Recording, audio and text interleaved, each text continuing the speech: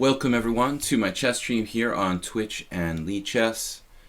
I'm International Master William Paschall, and we're going to be playing blitz and classical chess here today, 10 a.m. to 12:30 Central European Time. Welcome everybody, and I hope everyone that watched the simul yesterday enjoyed that. We did the first simul for, I don't know, over a month, probably the end of November was the last time I did a simultaneous exhibition here on lichess. So hopefully that's going to become like a regular weekly occurrence. With the holidays and several trips recently, I was unable to do one. Back to blitz and classical chess here between 5 and 8 minutes with a small increment. We usually play 10, 11 games in one session. The typical game is lasting like 15, even 20 minutes. So it's slow blitz. I'd like to call it rapid chess, but that's kind of a phrase of the past. Actually, Fide still calls it. What is it? It still calls it rapid chess, right? Okay, Mule Skinner, Lazar Kolic, and Acid passes. These guys are all regulars here and ready to go. So if anybody wants to play, be sure to challenge me to anything between 5 and 8 minutes with a small increment. The longer time controls, the 7-8 minutes ones, you can rest assured that 3 seconds is enough. But if you do challenge me to like 5 minutes, you can make the increment larger with a 5-second increment. Acid passes says good morning. Good morning, everybody. I enjoyed doing the simul yesterday because I was well rested for that. Okay, I noticed that one of the players in the simul yesterday got forfeited because it said cheat detected. But I just wanted to explain to people that, I mean, what that means is basically that his moves weren't necessarily like discovered to be like using an engine. I think that the guy was switching screens, so lichess somehow like notices if you're switching screens back and forth, like someone who's going back and forth to an engine. I don't know that that's conclusive evidence, but just if anyone was curious what was going on with that game, it was very early in the game, and that's the second time that happened. But I guess the cheat detection is a work in progress. Who knows if it's perfect, but it does detect if someone's like switching screens, so that's interesting. Anyway, we're going to go to start the blitz and classical chess games here. Mule Skinner is first, 8-3. If you guys want to challenge me, feel free and go ahead. I'm going to pick a couple games from that from the simul yesterday, several games from the simul yesterday to go over for a review video, which I will put on my YouTube channel, Video Chess Training on YouTube. We'll get to work on that today. I think that I realized mid-simul yesterday that, good morning, Mule Skinner. I realized mid-simul yesterday that I don't think I played e4 in any of my games. Maybe I did, but then black played g6. I didn't get any kind of like classical e4 games. We did have a couple modern defenses. I think I probably did play e4 and face g6 from somebody. Okay, so the French defense. Let's try to recall here. Mule Skinner. Well, I've been working on knight to d2. In the past, I've played knight to c3. Not really here on the stream very much. But this particular variation, I have had a number of games here on the stream against Kyrgios, Mule Skinner, maybe some other players as well. It's very, very closed, very complex type of struggle.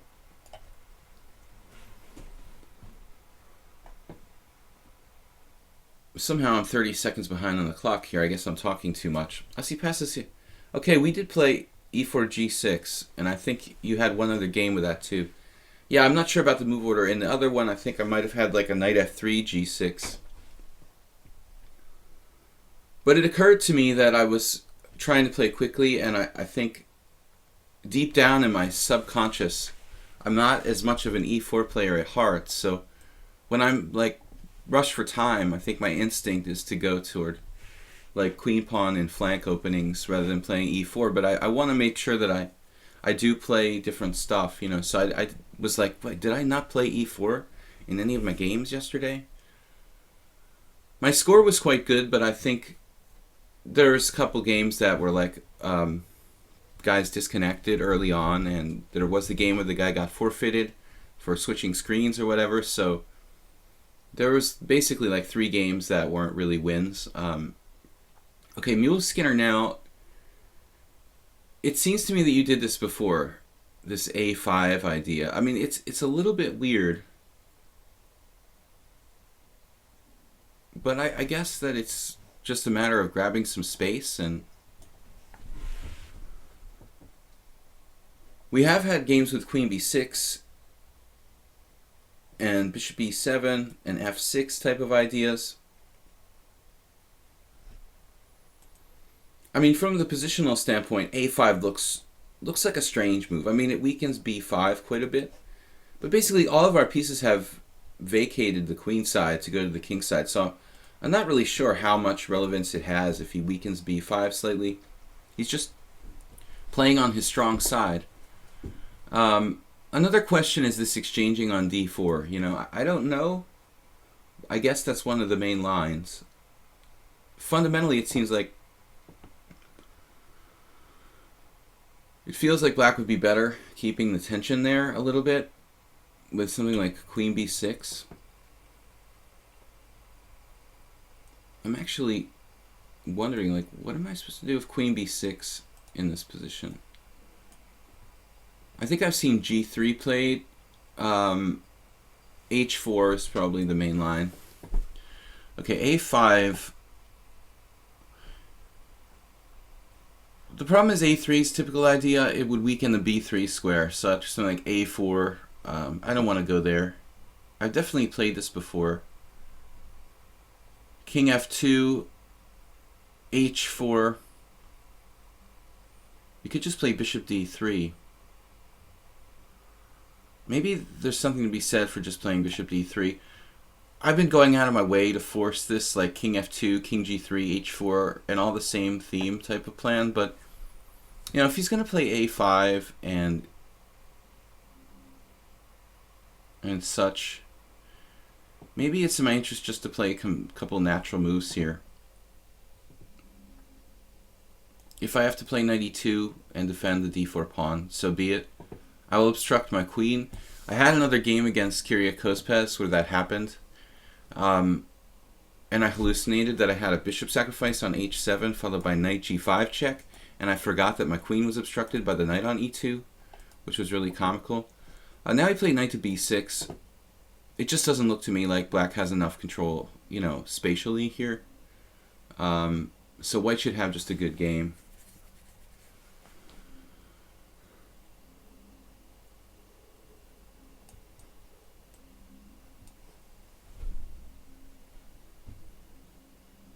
I'm trying to think of strong players I know who play knight to D2. There have been a lot. It's a very, very popular line. And it has been since Karpov, basically. Now A4, grabbing more space. Again, I don't want to weaken the queen side with the A3. So I'm just going to castle. And play for F5. That would be the thematic advance. Kind of like in a King's Indian on the other side of the board where you're playing, excuse me, C5. Now we have to think for a minute because this isn't obvious to me. I don't mind exchanging like pawns on A3 so much. I would wonder about knight to C4.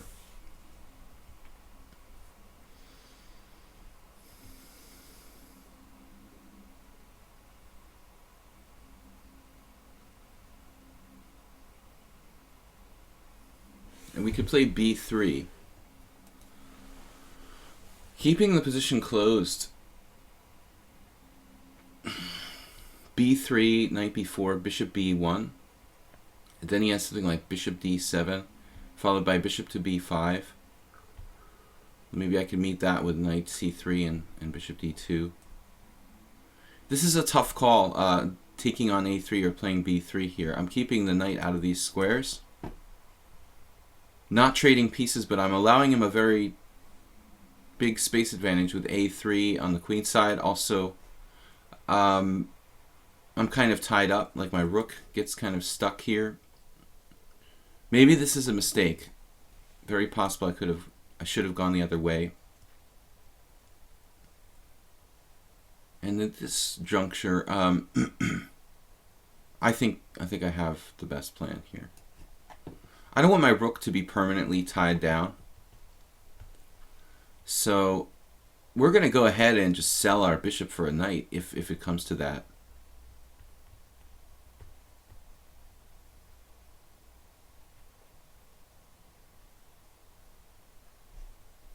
Now on the king side, white likes to play f5, this type of structure. Obviously, I can't do that without dropping a pawn. Sometimes there would be a valid reason to sacrifice it. This actually looks like a pretty reasonable defense for black. This grabbing the space and getting some compensation for the kingside play. So I don't know. I mean, originally I was going to play this, but if you think about it, let's think about it a little bit. I mean, how am I going to deal with the situation? Yeah, I mean, bishop b1, bishop b5 looks kind of unpleasant. Let's just get rid of this guy. My bad bishop. And I don't want to have issues with this rook never getting in the game. That was my biggest concern. If I play bishop to b1, I have a rook that's never getting in the game. So the resulting position, we have, you know, two opposing players who have minor pieces that are all relevant. I think black's bishops, my two knights, and bishop are all good. Blue Crow says bishop b1 first. Online Wiki is now hosting us. Thank you. E2 looks a little odd. You might want to use e2. White might want to use e2. Knight g3. Well, knight e2 may be odd for this specific variation. Normally I don't play knight e2, but I decided to treat this as thinking outside the box. I think I played a little too routinely in this line when I met it in the past here on the stream. Knight g3 is a bad square. I'm just walking into like h5, h4 type of stuff, so I probably should think about avoiding that. G4, h5, h3 looks pretty standard to me, actually.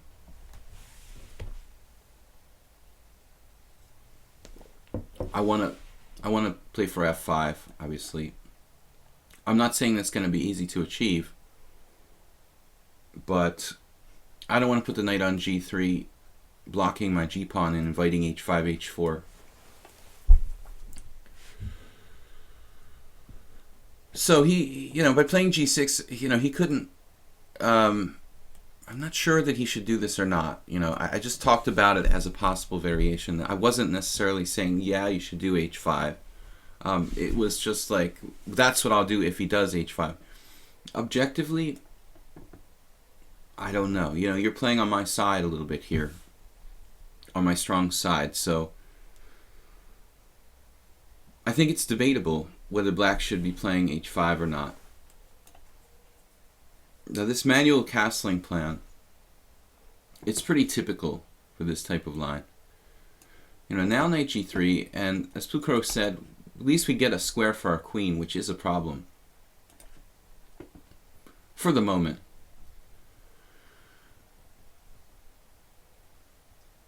Maybe not. Maybe we'll have to return back to base. Or we can go knight h1, knight f2. If he decides to play h4, he takes the pressure off and takes away the threat to open the files, and then it makes it easier for me to play f5. Maybe. Although with the knight on h1 or f2, it's going to be harder for me to play f5. I can always play f5 as a pawn sacrifice, though. I mean, I'm not really concerned about black winning a double pawn. My main plan is to break open his king side here. It looks like, you know, I'm already threatening ideas like pawn takes pawn, followed by f5. So I'm not sure, you know, this is a bad knight on b6. The bishop on b4 has limited use. Actually, I don't want to put my knight on e2 on h1. I prefer e2, even if my queen doesn't have a square, a good square. Anyway, it has much more relevance, controlling the center, and this is just really, really extravagant. And from f2, it'll be hard to get the piece in the game. So it looks hard to stop f5, but maybe he can do it somehow, or at least try to minimize the damage. You know, this h-pawn could fall off. I could close it up with... That was one of the ideas of knight h1, knight f2, knight g4. I mean, maybe I close it up with g5 and just pick off his h-pawn. My pawn structure becomes pretty lousy if I play g5. I lose all fluidity, flexibility with my pawn chain. What's going on here? All right. Rook c8. No squares for the old queen. f5. Obviously tempting here. That's a pawn sacrifice. Probably a reasonable one.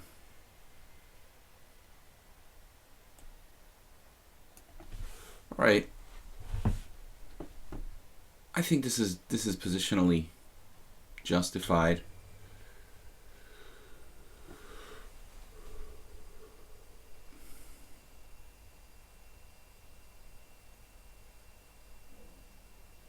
Obviously, the queen, you know, recapturing here would have some relevance in the position. I don't want to take on c8 and invite him to have better, you know, defense of f5.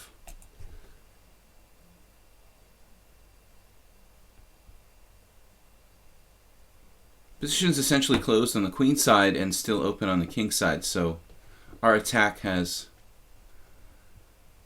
more teeth. You know, this is a threat in the endgame to make a passed a pawn somehow if a2 falls, but in the interim there are no open lines for black to attack us. Now the g file's open. I would think black's in trouble here. His piece is sort of unable to really help out. These three pieces having some problems. If I move my king and use the g file, the doubled pawn shouldn't really be very relevant.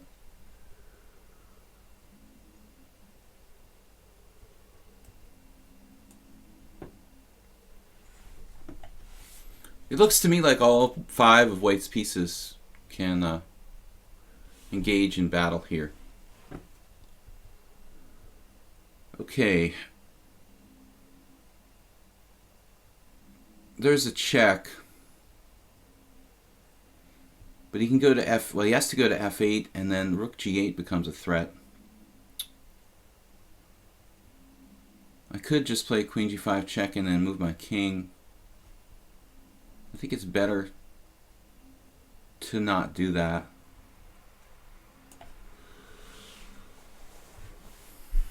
Actually, we have, you know, chances to attack down both lines, depending on what he does here. If white gets in f6, oh man. Well, the only thing you have to watch out in that case would be like the black king running away to the queen side. But I think he has a lot of problems. This looks like a difficult position to defend. This bishop and knight particularly having a hard time.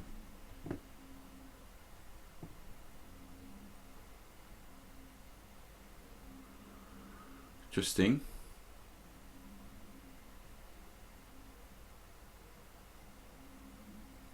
I mean, f6 is king f8.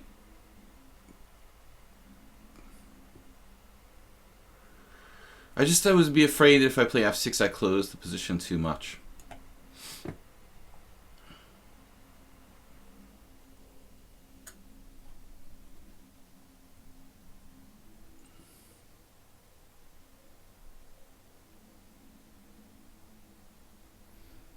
His queen is also getting trapped. That's why he changed his mind suddenly there.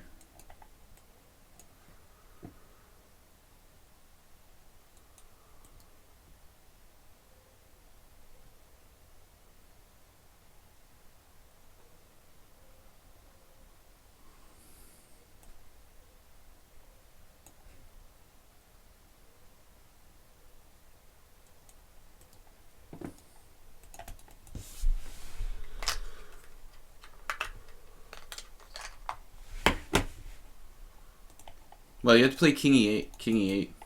For some reason, I can't get rid of this. Something on my screen. He resigned. Okay.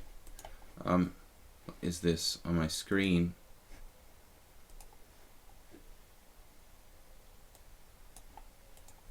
All right. So, Skinner there, he blundered with queen c7, resigned, but why not king e8? It's a bad position for black, obviously. Too many pieces coming in to attack. Eventually, white should be winning. Okay, interesting strategic battle. Lazar Kolic.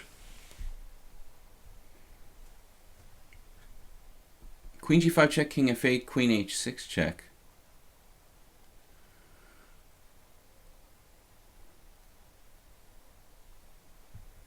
It's bad for black. I don't even need to analyze variations. I'm sure that white's winning ultimately.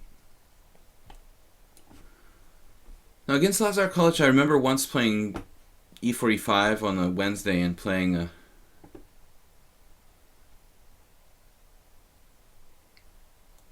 I'm a little bored with the Marazzi, so I'm going to stay away from g6 perhaps.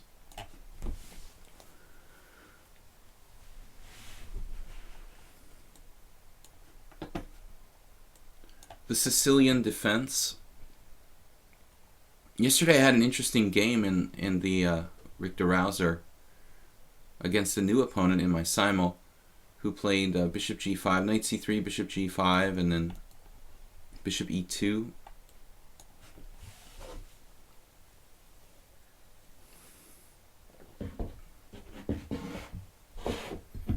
In this specific variation I played yesterday was a bishop d7, bishop g5, bishop d7 in the Rauser. Let's try that again. I don't think Lazar Kolic was here, but we might have played another game with him. I don't remember at the moment. We've only played him 4 times, so I can't imagine. The chances are that high that I played this specific variation against him.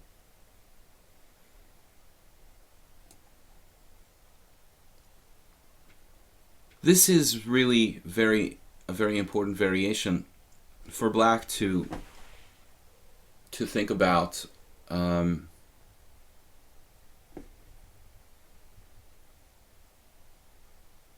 White has different moves here. I think I've even seen bishop.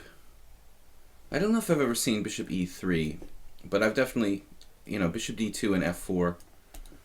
f4 is the main line, and bishop d2 is kind of a quiet move. DST, hey everyone, I just came from poker all in with ace-king suited pre-flop. You got called by a woman? What does that mean, dude? Yeah, women are people too, DST. I hate to break it to you. f4. A woman with ace queen, is that the point? Because she had a queen in her hand? They like queens. f4.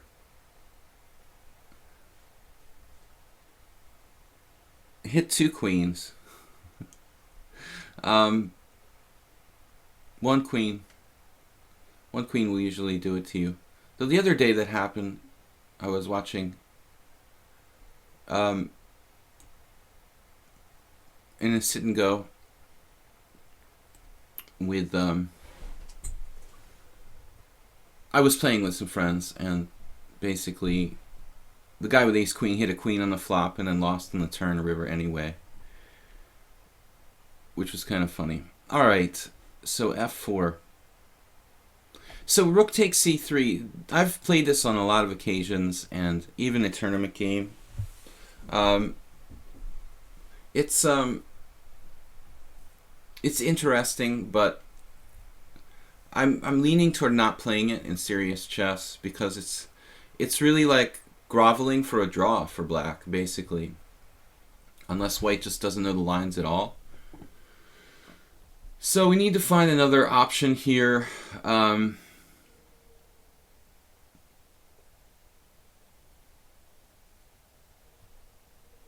Yeah, h6. And is there anything else? Do you ever get flash in real poker? Flush. Flash? How's our clutch? Are you talking about flush? What are you talking about? Flash. What do you mean by flash?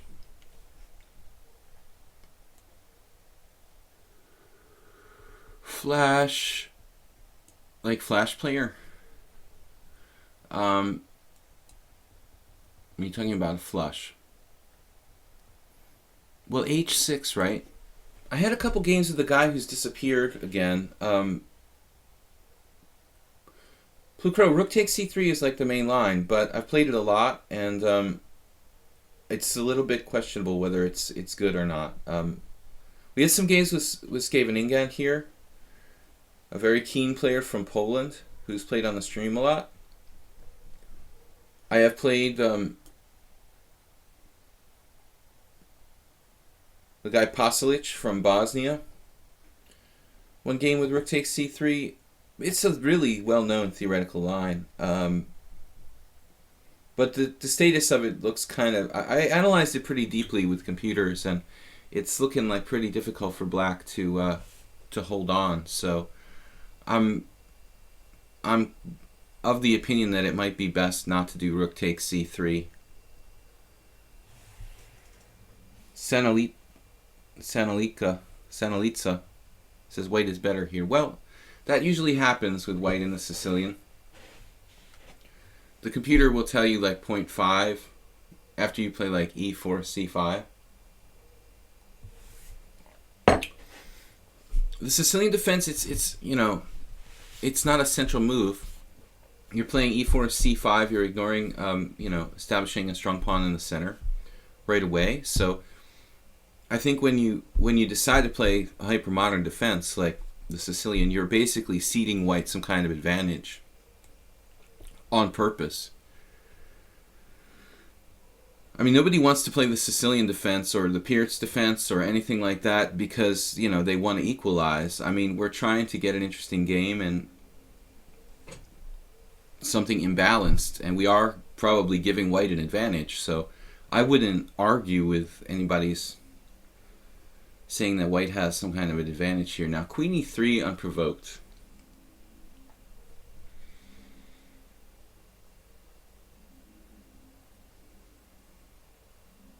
f5. This queen looks kind of hypnotic. We can also play queen c5. Something to be said for that.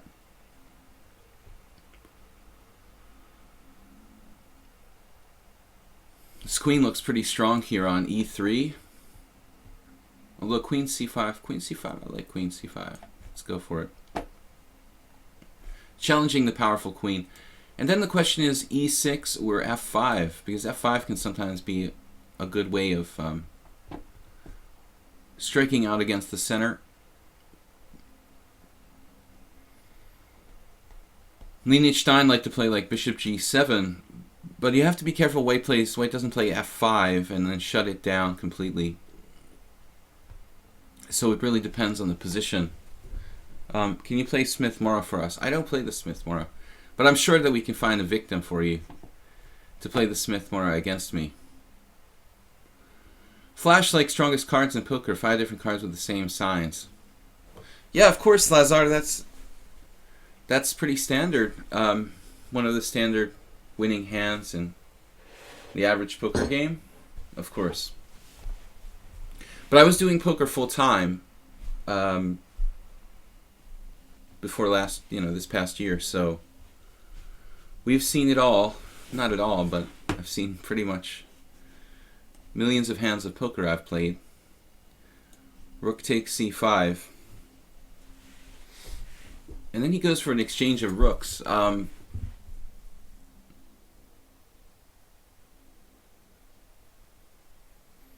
unreasonable. But my concern would be something like e6, rook takes c5, d takes c5, bishop b5, trading off my bishop pair, leaving white with equality. I think that's equal. Like e6, rook takes c5, d takes c5, bishop b5, a6, bishop takes d7, king takes d7. Maybe white's even a hair better there. So maybe we should consider a different option. a6. a6 is to be considered. Keeping the bishop pair on the board.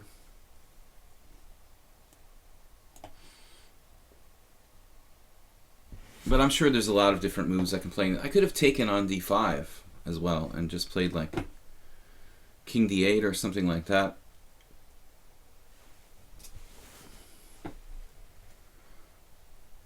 I never got royal flush is the best. Once at a poker club here in Budapest, I got a royal flush. There was a royal flush jackpot, a high hand jackpot for royal flush.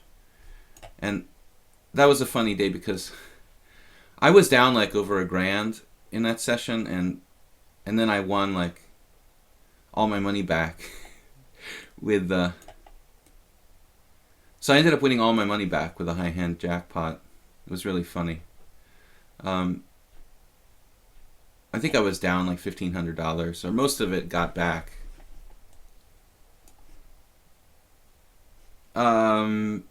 Bishop pair, rook g8, inducing some weakness on the queen side. Lazar Kulich is playing this like really ultra solid. My bishop needs to get into the game. Bishops. Though b5 is interesting, it's a little bit weakening on the queen side. I wonder, is this really a safe thing to do? And I'm getting in time pressure too.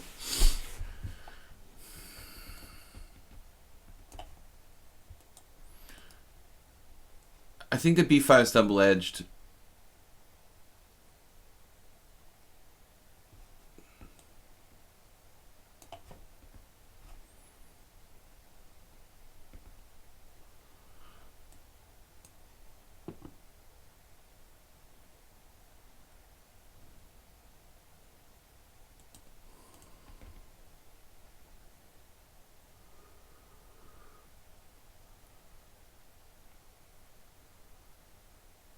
My last high hand was at Prague in a turbo tournament. I flopped a straight flush, but nobody gave me any money. King c7. Anyway, back to chess. Guys, if you'd like to challenge me between 5 and 8 minutes with a small increment, we only have 3 challenges at the moment, so if anybody else wants to play, we're not overloaded with challenges like the last stream. You didn't want to participate in the winter blitz? Oh my god, Lord Ulrich. Believe me, I did want to participate. I even tried to register before it even started. But it's a huge time commitment, Lord Ulrich. Not easy to pull it off. Man, do we go for this? No, I'm just going to drop a pawn. But am I? Yeah, it's not good. Well, it's alright. If he wants to play a5, I think it's kind of a risky decision. But Lazar Kulich playing really nice, safe, solid, positional game here.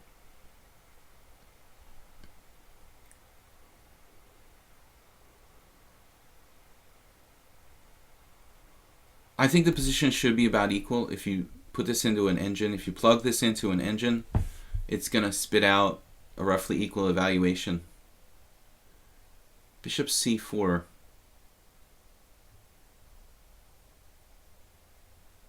Now I could play king b6, king a5. Oh, he's trying to play f5.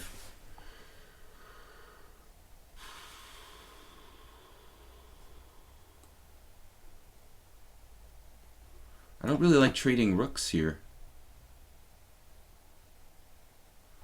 I'm about to lose on time, though.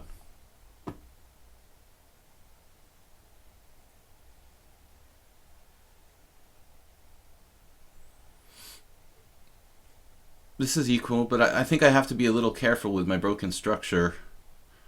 But then again, my bishop pair could also win the game if white isn't careful.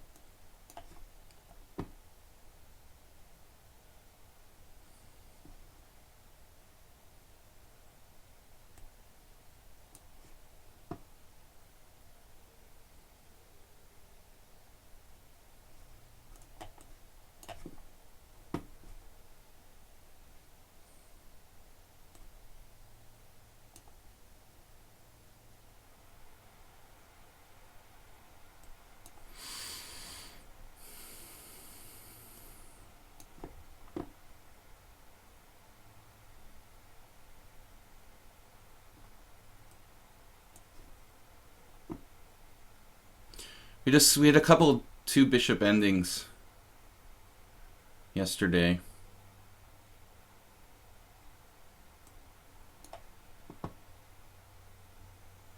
Double bishop endings. No, he doesn't repeat position.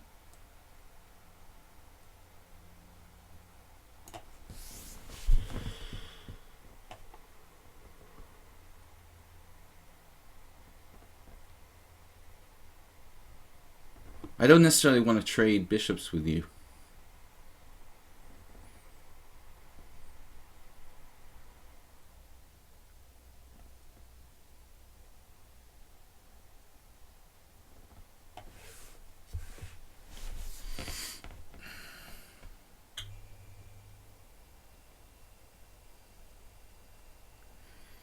"12 seconds left.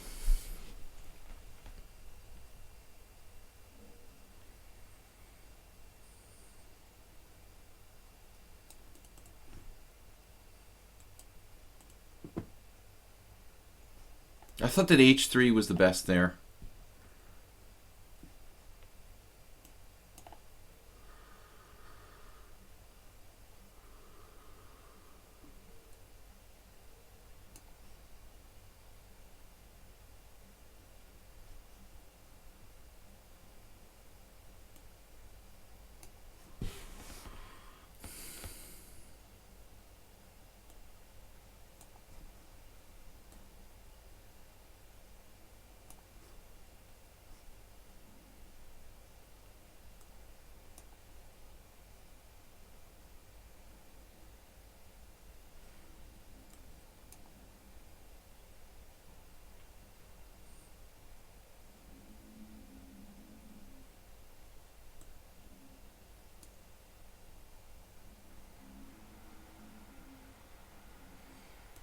Big believer in space.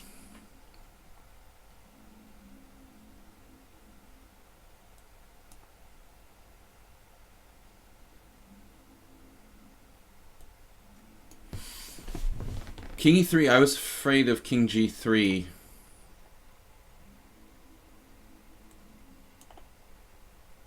It's probably still a draw. He's put all of his pawns in the wrong color, but he has so much space that it's still okay.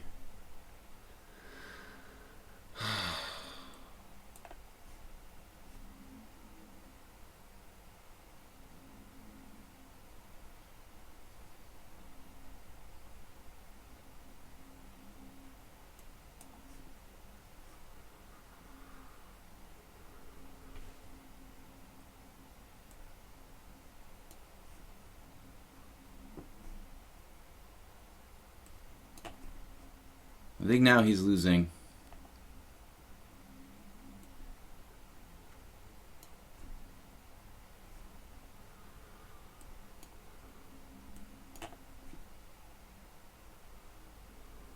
It didn't. No, this is more accurate. Yeah, sleep.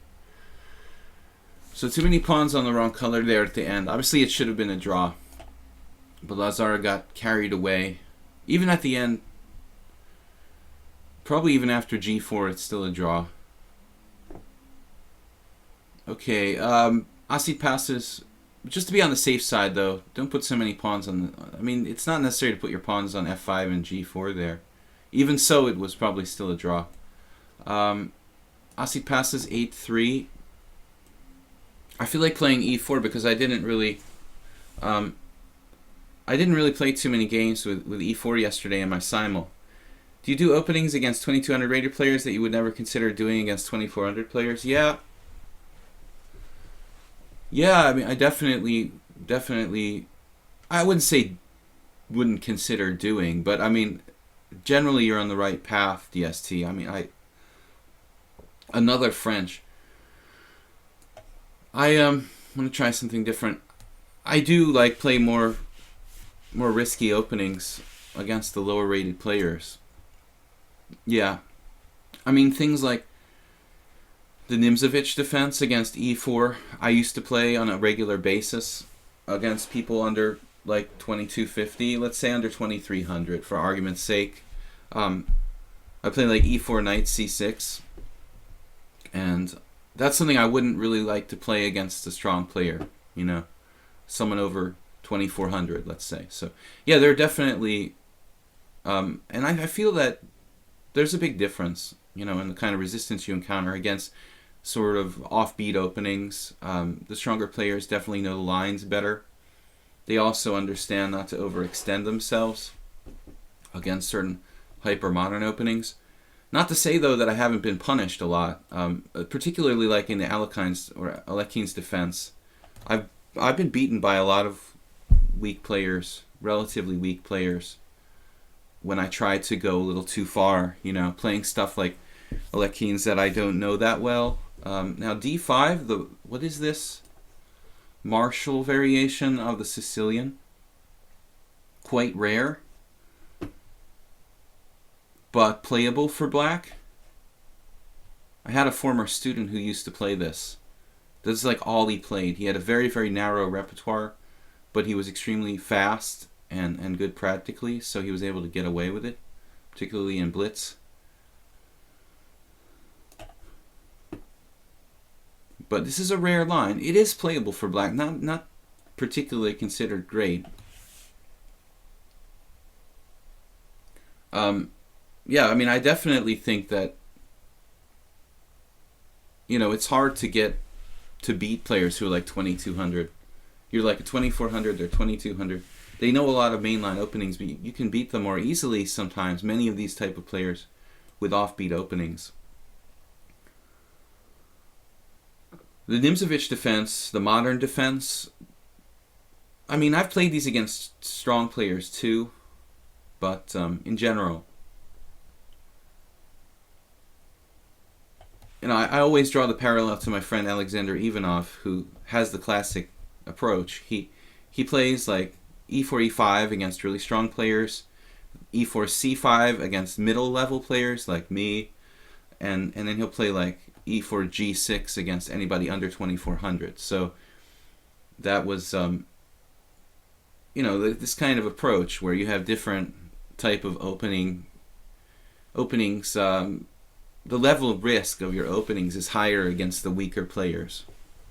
That's definitely something, you know, that you can incorporate. Bishop e7.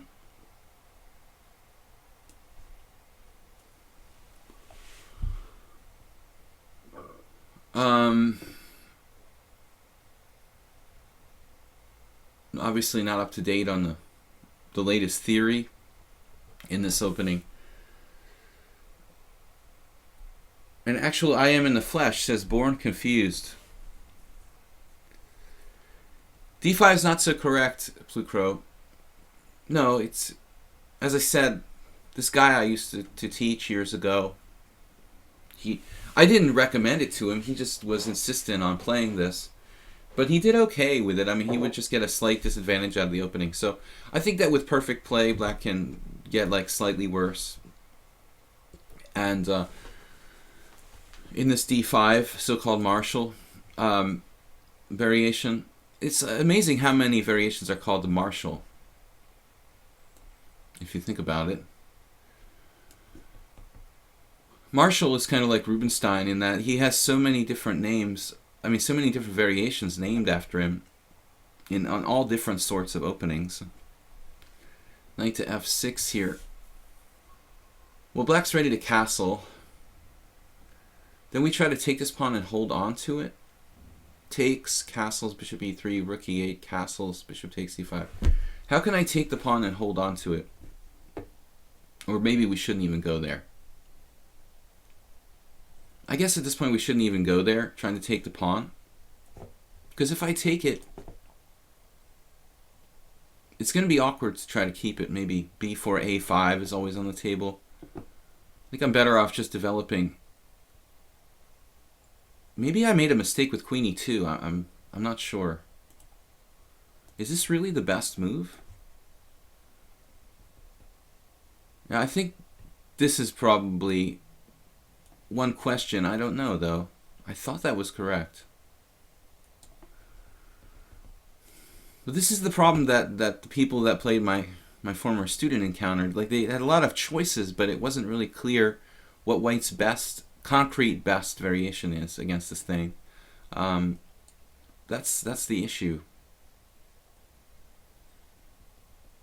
We can just take and play against an isolated pawn.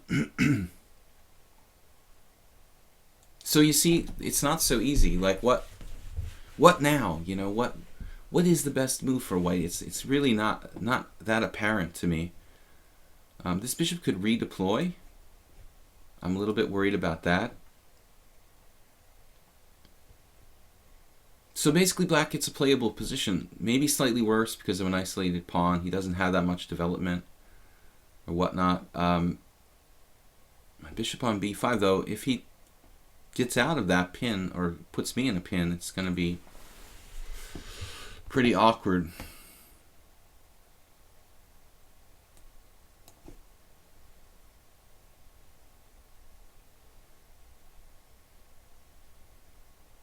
But as long as my bishop has a retreat, you know, I was a little bit worried about stuff like c4 and trapping my bishop. So that's one of the biggest dangers of bishop g4. Nice arrow. Oh, bishop g4, I mean, my bishop's left out to dry on b5, and you may ask, why did I exchange bishops? I don't want to develop his pieces for him, if I can help it. I would say white's just a hint better here. It's a very small kind of tiny advantage for white. Now bishop g5, obviously.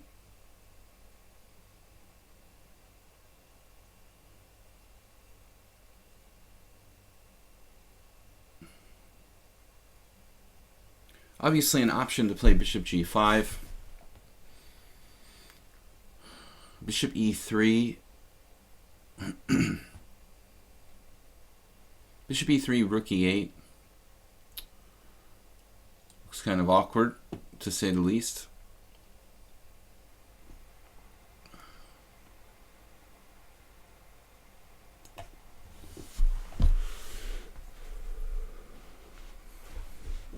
What's up, Spinal Tap Chess? Did you play in the marathon? I saw you were amongst the leaders in the beginning, but maybe you didn't have enough free time. I didn't even attempt it. Too many responsibilities. I saw Spinal Tap was running around 10th place after the first few hours of the winter marathon, but then he disappeared from sight. Probably went to sleep or something. Rook on a to d1. Sometimes there's like queen b6 on my b2 pawn.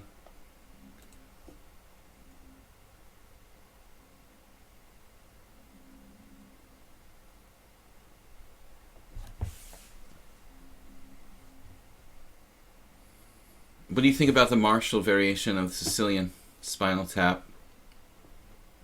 Is it playable or just terrible for black? All right. Queen d3.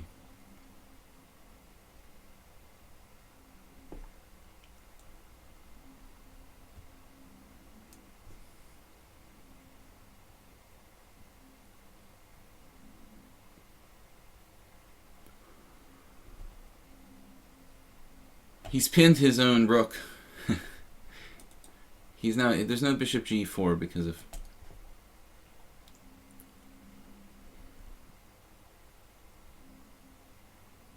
Well, I don't want to take with the knight because it takes pressure off his central pawn. So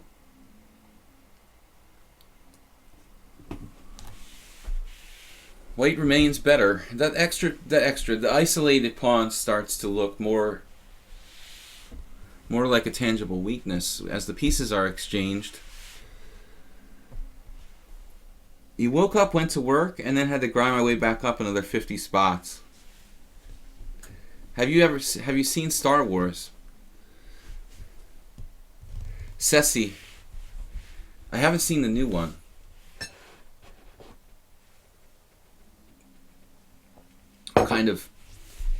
I always felt like, I mean, when the first Star Wars, not the first Star Wars, what was it? You know, when the second installment of Star Wars came out, I felt dirty by it, like it wasn't real. It was like, you know, I don't know. There was one Star Wars for me, and like everything else after that feels fake. It's kind of strange. But having said that, a few months ago, Harrison Ford was here in Budapest for quite a long time filming, I believe filming new Blade Runner. Uh-oh. Bishop takes f6. That's pretty ugly.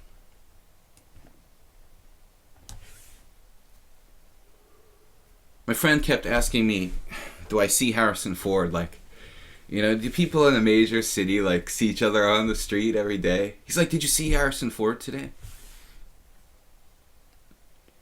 It's not that common to run into like one individual on the street, you know. But apparently Harrison Ford was really cool. He would like just go around, you know, go to stores by himself.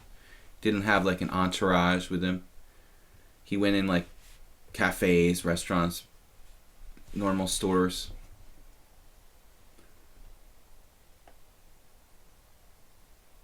Queen takes d5. Or knight takes d5. Knight takes d5 leaves my queen in a strange spot. That's why I prefer this move. Or we could try for more with like rook on a to d1. Like ultimately,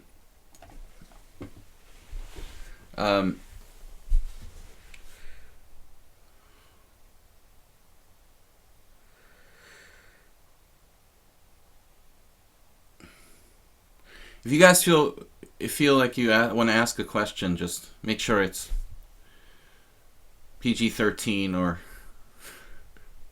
or below. Bronx defense got in trouble.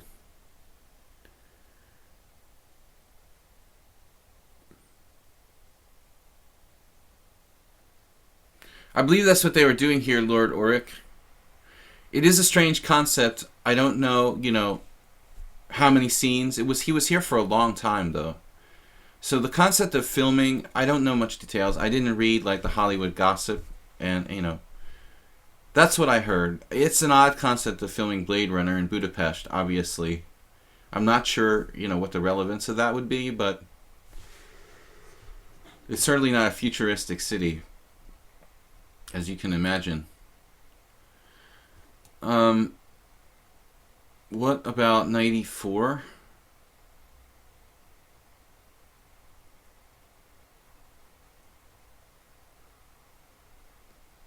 I find myself gravitating toward queen f5.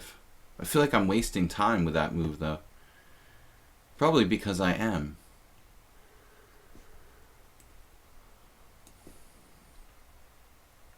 It is a nice outpost for a queen. Oh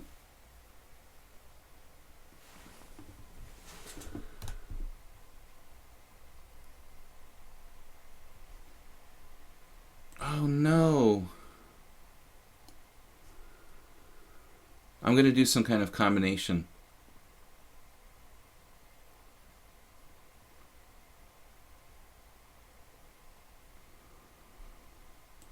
Combination.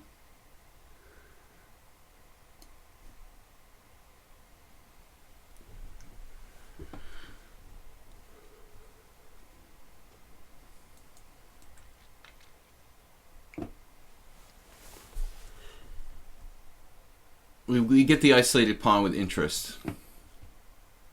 Guys, we have 6 challenges. Plucro, QK, who I guess I might have played before. Perry Ode, that's a new opponent. Spinal Tap, he's fresh from his training in the marathon. Azuaga, I haven't played in quite some time. And Metelev, who I've never played before, but you're welcome. Everybody's welcome. By the way, I did a simul yesterday for 25 boards.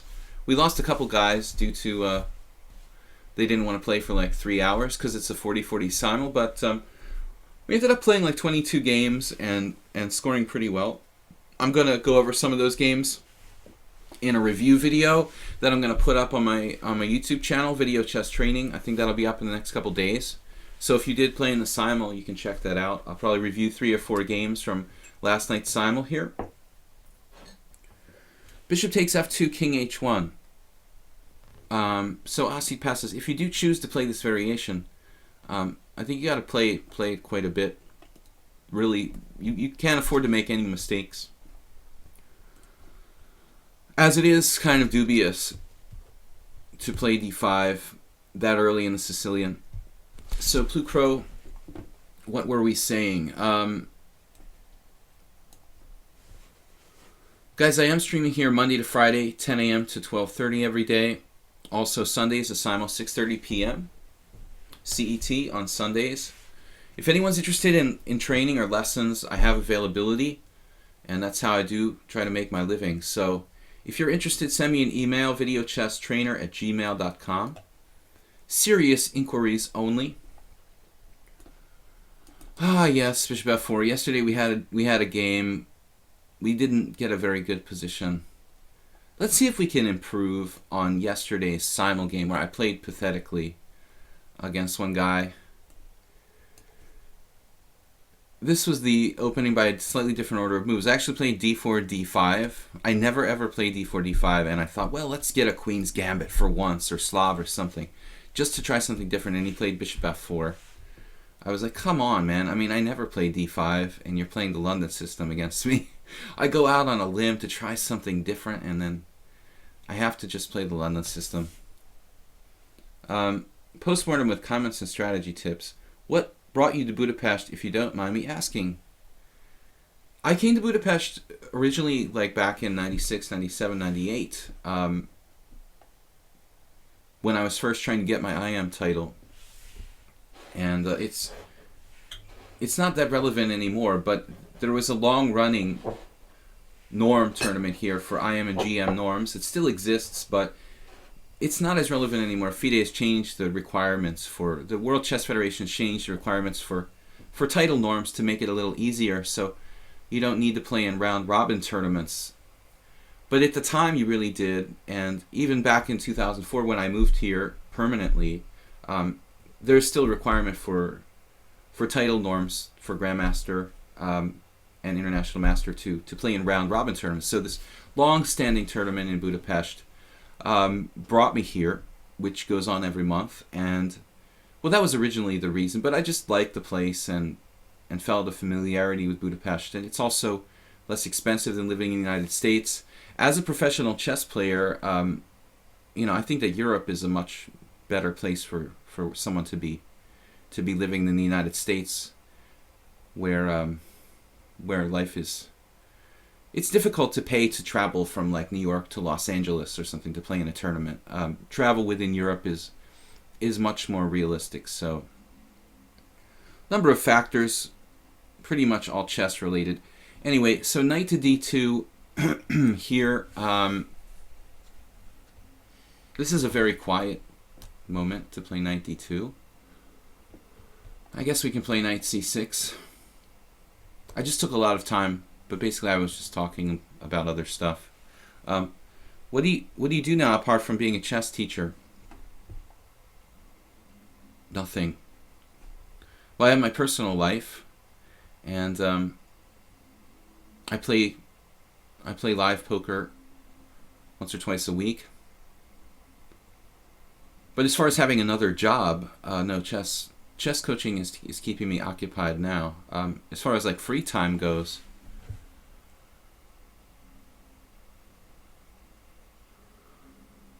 We'll play poker a couple times a week.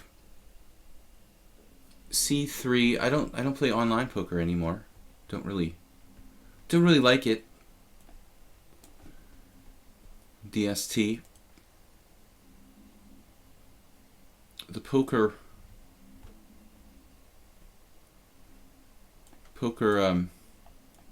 craze is long over. Not enough fish in the sea. C3. So we had queen b6 yesterday. I think it was this exact position. It's probably main line. I could try to improve on my game from yesterday, but it's not the same position. Actually, I think the guy's knight was on f3 and he hadn't played knight d2 yet. And then that position you're supposed to play c4. But this is different. Now c4, queen c2, you can't play bishop f5. So it's a slightly different position. I have the feeling. e6, queen takes b6, a takes b6, bishop c7. I can play knight to d7 there.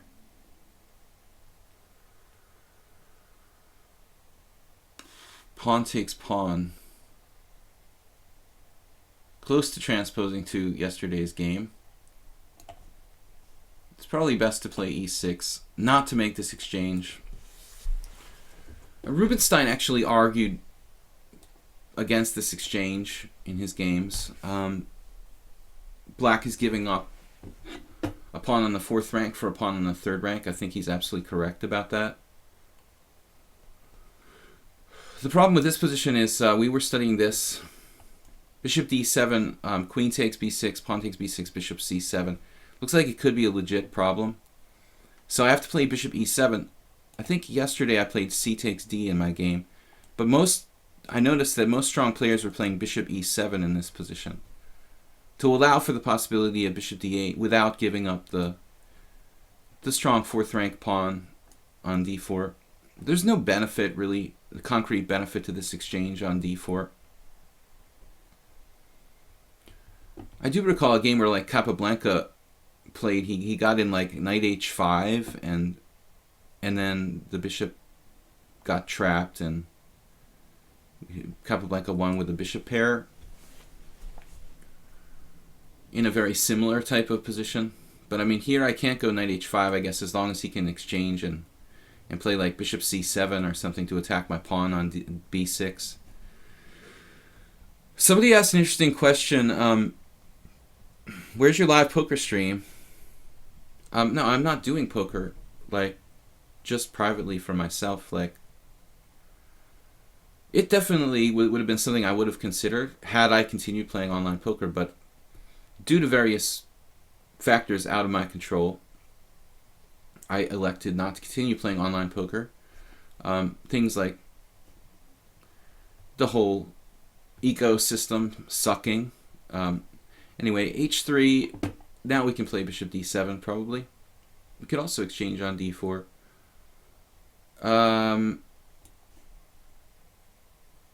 I don't see any problem with this.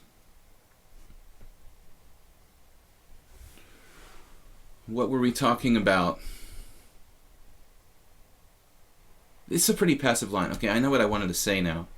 I get distracted. Just chats away for 4 minutes. Yeah, I mean, that's what I'm here for. I know you don't like having more time. I don't want any time. No, it's cool. 5 seconds increment, that's like a luxury. We had a question yesterday during one of these games in my simul, this identical game that was similar to this. What is there any fun way to play against the London system? This was my favorite question of the whole day.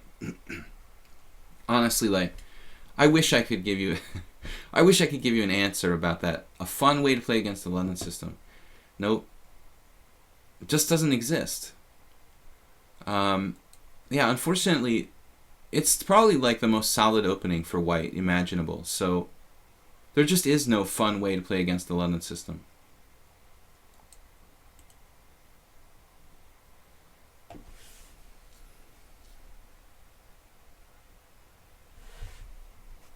I think white has made an error.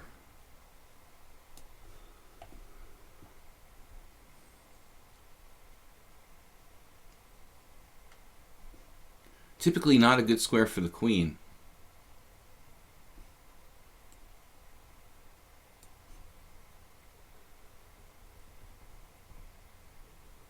Bishop pair. Bishop pair is overrated.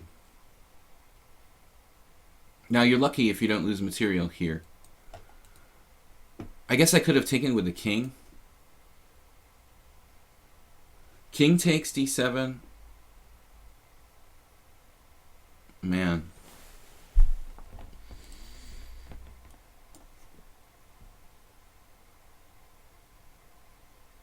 Yeah, I have to take with the king and I just win a pawn. So this was a really moronic move. Taking with the knight. Maybe not though. Maybe I'm still good here.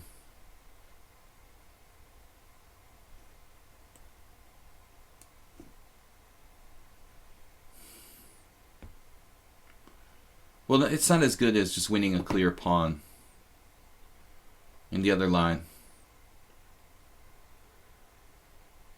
So king takes d7. Thinking outside the box there. Yeah, master had that. Bishop d3.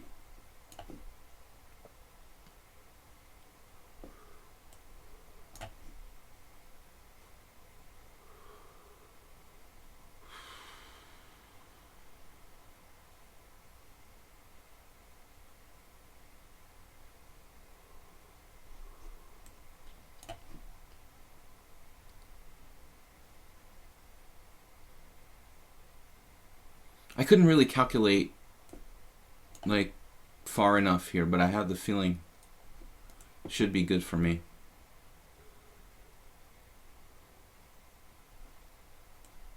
So we always have the threat, rook c1.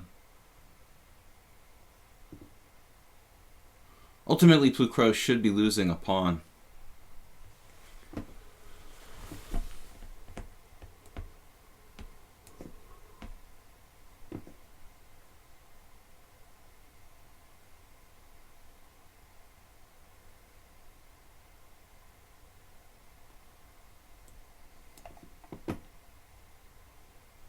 Hopefully a few. More than one is even better. Time is not, not the issue. I don't know if he had anything superior. I mean, there had to be a better way. If he's going to lose a pawn, he should keep the queens on the board.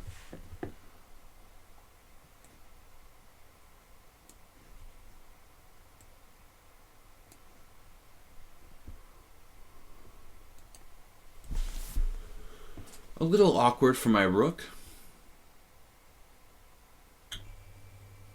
Maybe king b2 there.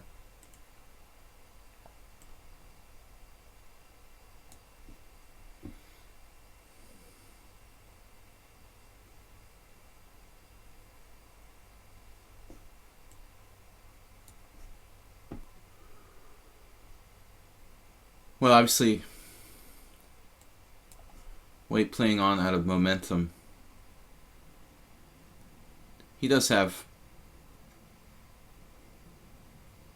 this idea.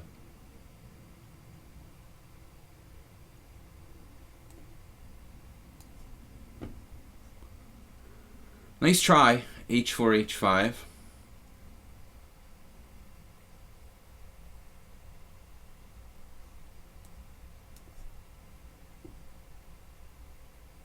It's a little awkward for me.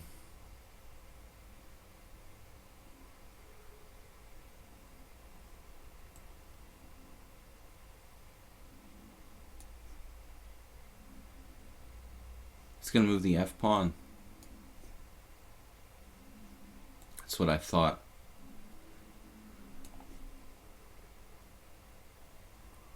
Those two connectors are fatal. But there's no way to save it. Maybe you had king b1 when you went bishop c7 and to force me away from the a pawn or off the 7th rank with like rook a4 would have been a little bit better. But it's kind of like crying over spilled milk. It's already objectively gone down the tubes. I guess f5 we just ignore it.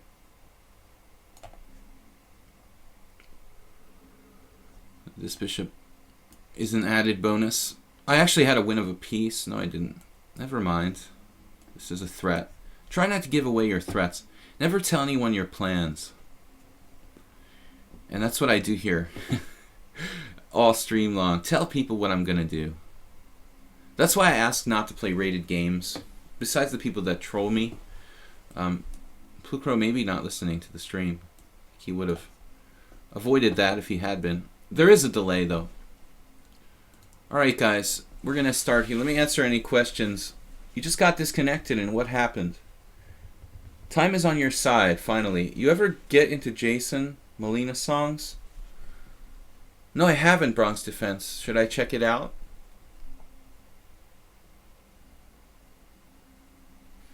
Three Digital Player says, what'd you say you're more skilled at, chess or poker? Well, I mean, I think you've got to go with chess. I played poker very seriously for like 15 years, but I've played chess for over 30, so I think the time and the hours I put into chess are greater. My accomplishments a little greater in chess too. Okay, QK, IQ, Ceci. All these challenges look good. Ceci, Periode, Spinal Tap. Azawaga needs to change his challenge. It's been a while since we played Azawaga. So you should change that to like something with an increment. 7-3 or 8-3. Guys, please check out my YouTube channel. Today and tomorrow I'm going to work on creating a video going over some of the games from my simul that I gave yesterday on lichess. B3.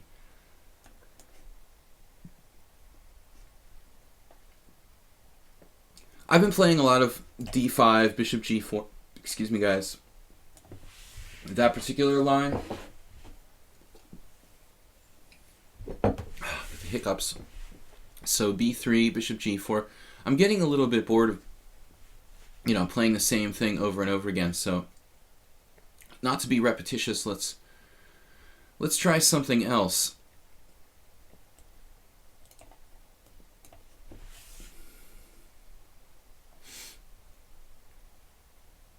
I'll check that out, Bronx Defense.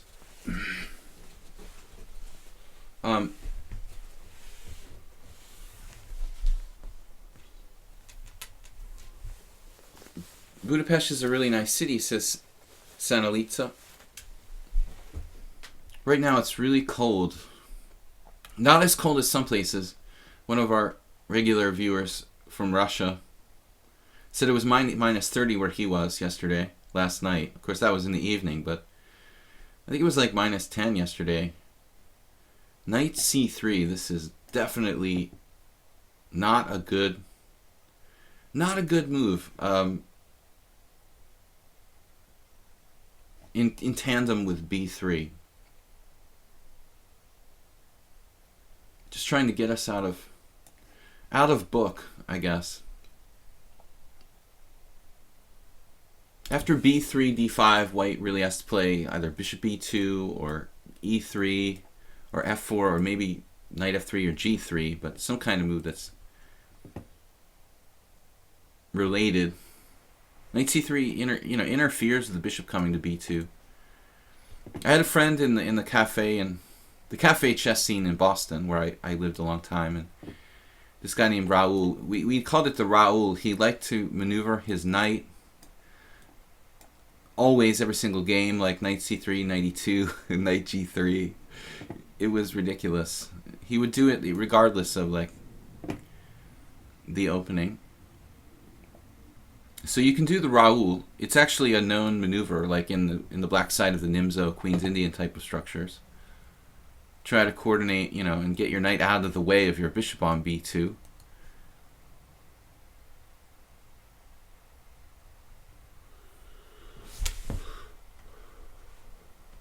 A shame there's no cafe chess scene here like there is in Boston.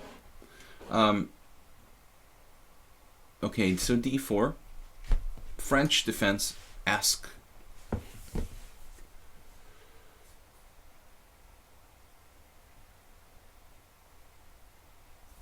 we could take, but I'm not really thinking like trading is a great thing, you know, in general. If you want to win, you want to keep the tension. So I think the strongest move is probably knight c6, keeping the tension.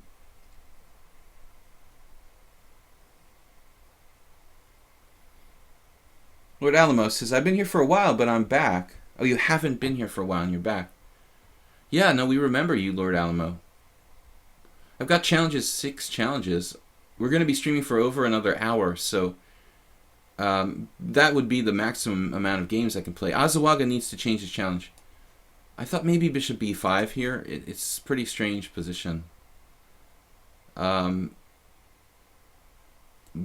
this makes some sense. You can fianchetto. It's like a playable idea. Try to get your bishop on the long diagonal. It's basically a Rubinstein French. However, I mean, bishop b4 could be off-putting.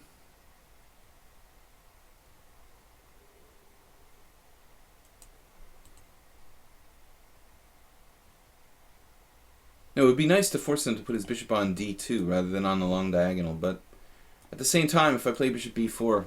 Anyway, I can't chatter here too much.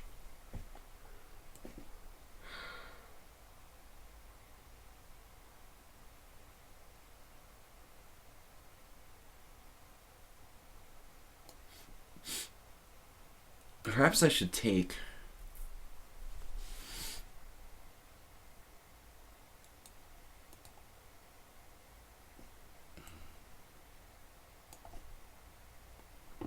I don't like trading pieces in general, but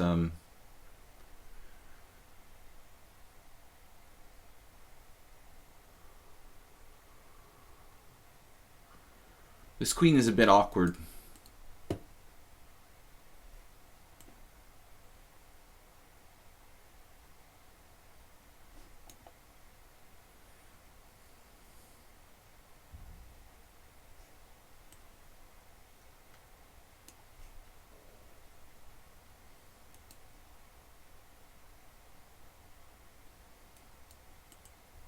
Number of ideas here.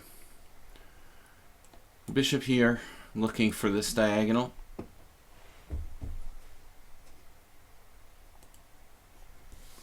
Just developing, trying to develop quickly, castle, and aiming at his king side. Now he dropped a piece.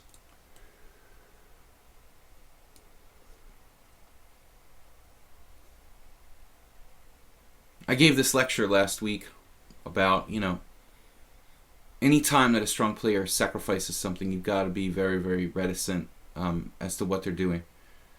Don't take a pawn that's free unless you really convince yourself that this is just a concrete mistake by the other guy. Maybe c6. He couldn't take on d5, obviously, because of bishop b4 check, and just realized after the fact that was the case. We have bishop b4 check, taking away his right to castle.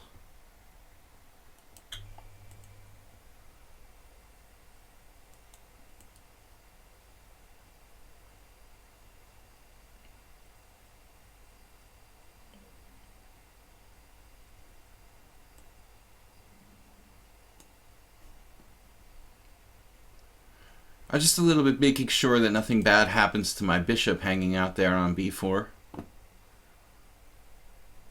Just making sure there's no double attacks later on. This is a lost position for white. I could play c6 at the very least to protect my knight on d5.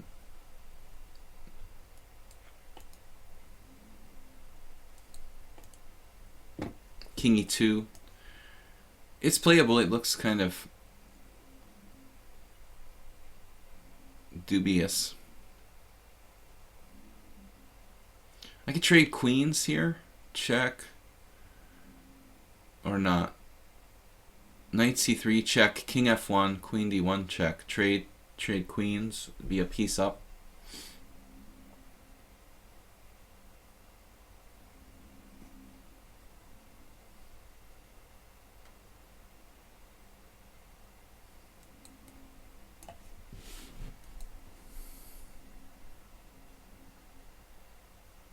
I'm just a little bit concerned about my knight, getting out.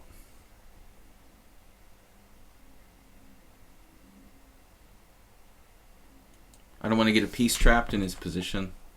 I think it's probably okay. In general, when you're up materially, you want to trade pieces. My knight should get out. Hopefully. I'm not guaranteed of getting out, though. Probably not the best move. I think their a3 was interesting. That might have caused me some difficulties. So, had white played a3 in this position, I'm probably still saving myself. Bishop d6 or bishop e7, aiming at bishop f6. But something like bishop c3 may not be good, taking away my knight's ability to get out. This is a good try, king d3, but ultimately the king is too exposed. He's trying to trap my knight, but his king is too exposed, so he's lost here. How long is the stream? Till 12:30 Central European time. It's 2.5 hours. I'm normally reaching martini time after 2.5 hours. Kind of like chess lessons. I don't really recommend more than 3 hours for a session. You get really burned out if you study chess. I think 3 hours is the main. And actually, that's probably a good session time, like if you're a poker player as well. A lot of times you have to play marathon sessions, but for the brain to really function efficiently, I really think that in pretty much anything, like 3 hours is kind of the maximum. And then you start getting diminishing returns. I probably missed some kind of weird forced mate here. Maybe f6 of all the moves in this position. No, then he gets away with e4, I guess. So it's not so easy to trap him. He's got e5 available, and he has the ability to play e4. I wouldn't, I don't normally do like super long streams.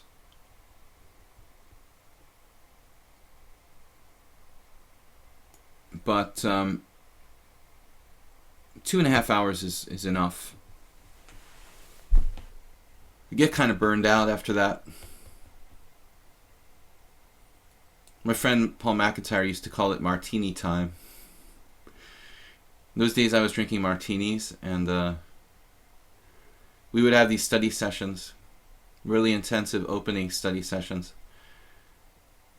After 3 hours I was toast. It's time for a martini. Now where's the mate here? Still no mate. Knight e2 looks really nasty. Actually not. Yeah,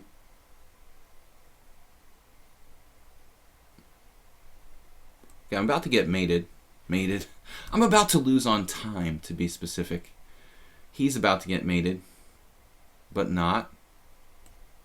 It's annoyingly difficult to actually checkmate him here. I probably missed something. I'm glad this is not like one of these. It's a good thing this isn't one of these problems here on lichess. I like the new problem system, the rating system of the chess problems, because whenever I get a problem right, I gain no points. But when I get them wrong, I lose like 20. I think that's really equitable. If you get a problem wrong, you lose 20 points. But every time you get one right, you get nothing. That's definitely like the right way to do it. Keep me motivated. Where is the mate?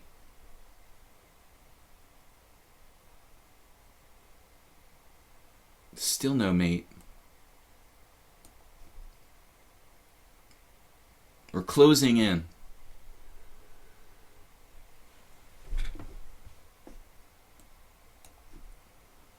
Not really proud of my technique in that one. Bronx defense worked for a bartender for years. When I finished school, I always cringed when people wanted olive juice dumped in their martini. Oh, olive juice. You know, I like the odd olive, but olive juice? That's really gross. Periode.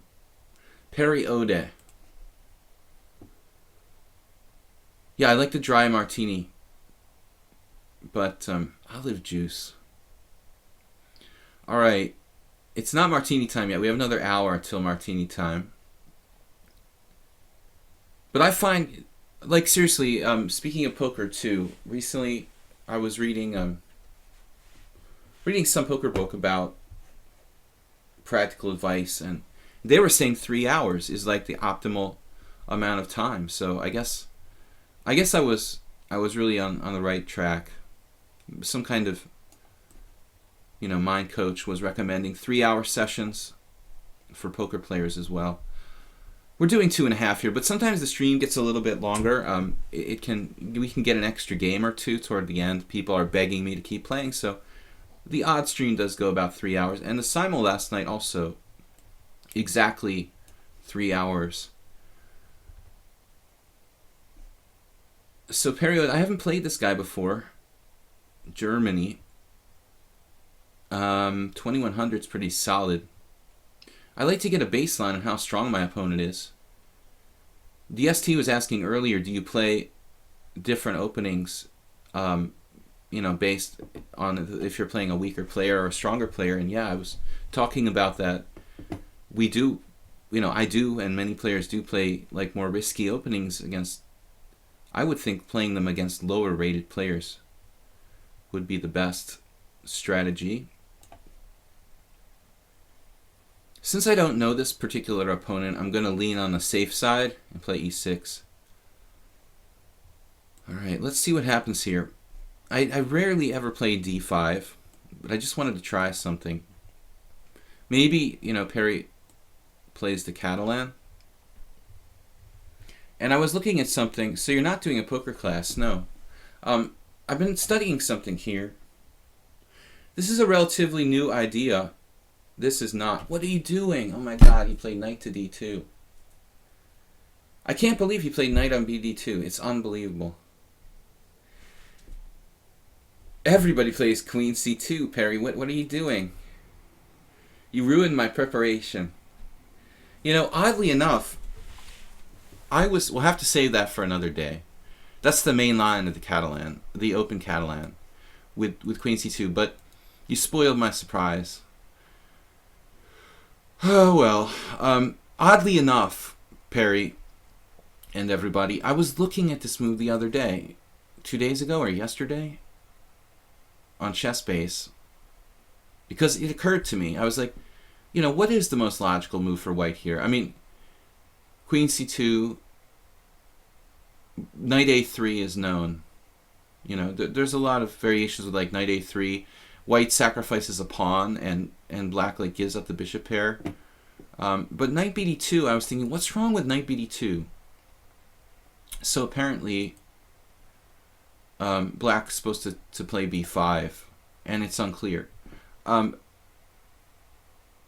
I don't know any theory at all. So if I lose here, I just washing my hands of the whole business. I don't know anything about this. And I never had very good luck playing the black side of the Catalan, but this is even more interesting.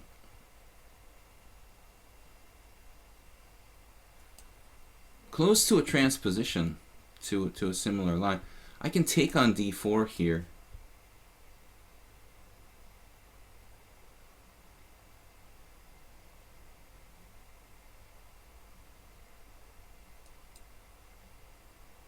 I would think that'd be interesting. Queen takes d4, bishop takes a8, queen takes e5.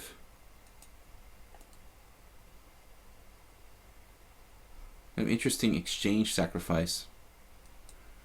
You guys are getting an inside glimpse into what I had in mind in the other variation with something a little different. But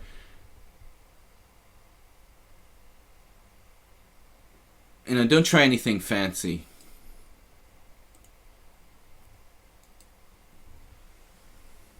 It's not a free pawn. I'm dropping a rook on a8. Oh, that's a free pawn. Yeah, the pawn on c4. It's sort of free. It's not entirely free. Unclear.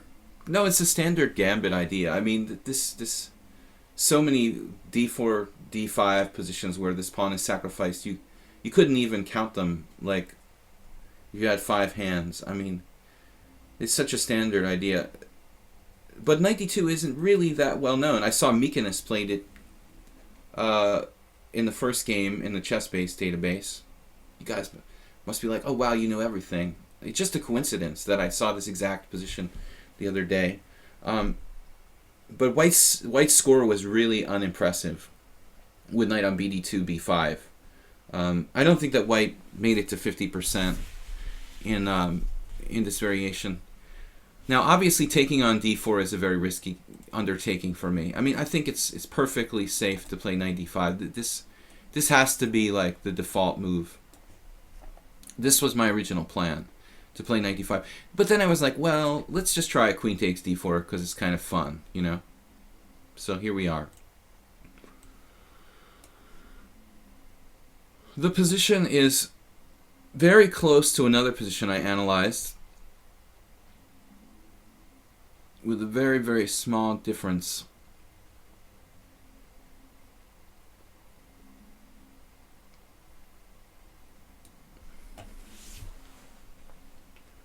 So what if I told you that I analyzed this position with the pawn on b6 instead of on b5, and then black is pretty good there? Would you guys believe me? Bishop f4. Troubling move.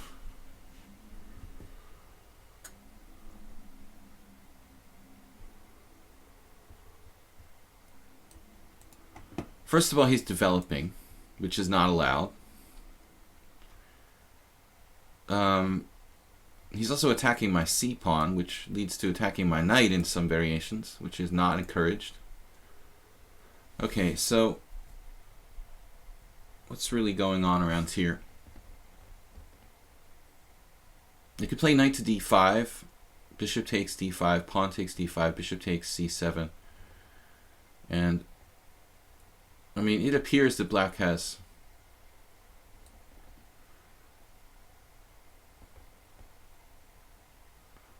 reasonable compensation.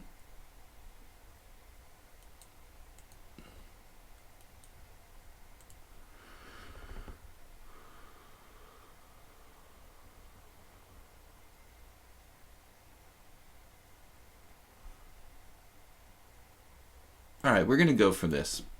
I just can't think of anything really better.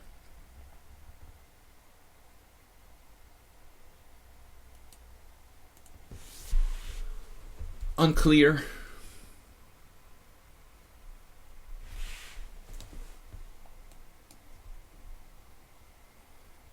He's going to be up a clear exchange here. We have this. He's not up a clear exchange. I have a pawn for the exchange. My apologies. A very important pawn. And smooth development, and our bishop gets active.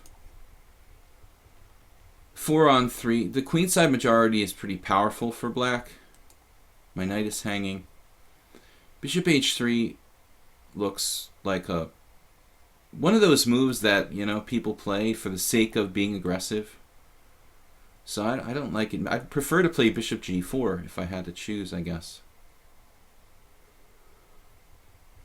But I prefer developing pieces. This was the original plan.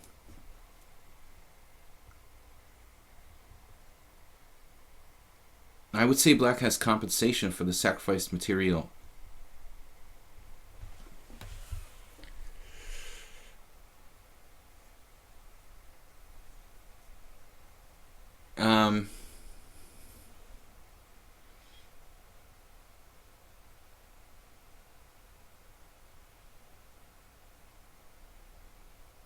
got the bishop tandem here, which looks pretty strong, with things being fairly open. White square weaknesses around the white king, somewhat relevant. This pawn formation looks pretty strong. It could lead to a passed pawn for black. And at the moment his rooks are... He is up the exchange, but his rooks are looking, you know, kind of quiet here. So that's the basis of my compensation.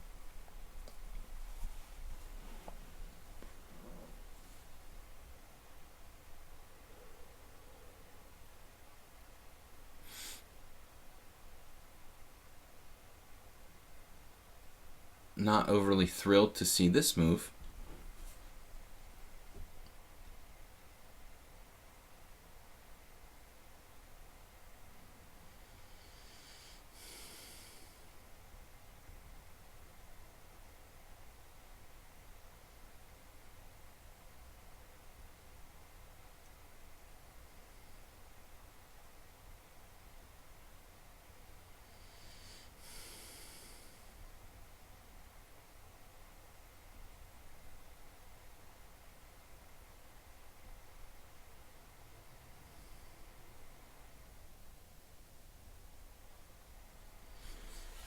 I'm half tempted to play like knight e5. But that can't be good.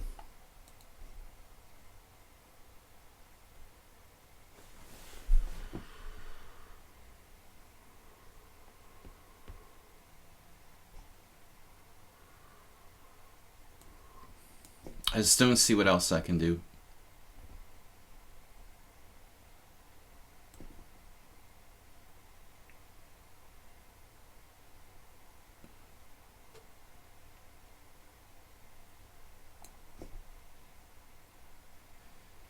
I want to solidify this pawn.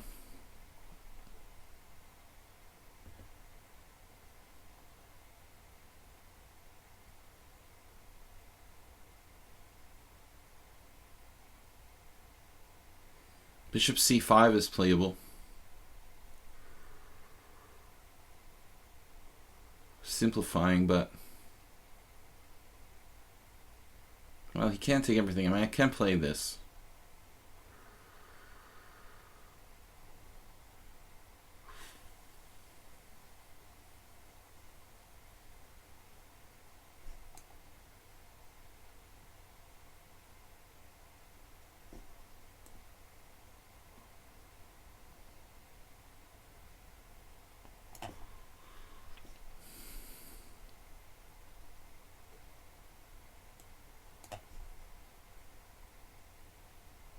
Took quickly on a7.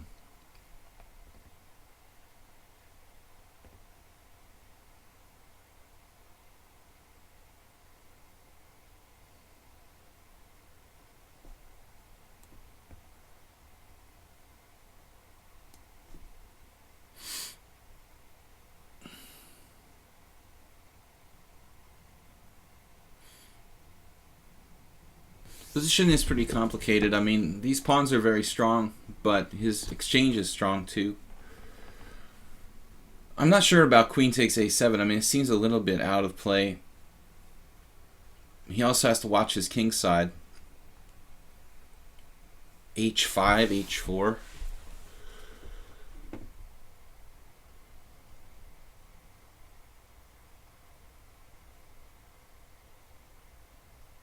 This pawn is hanging.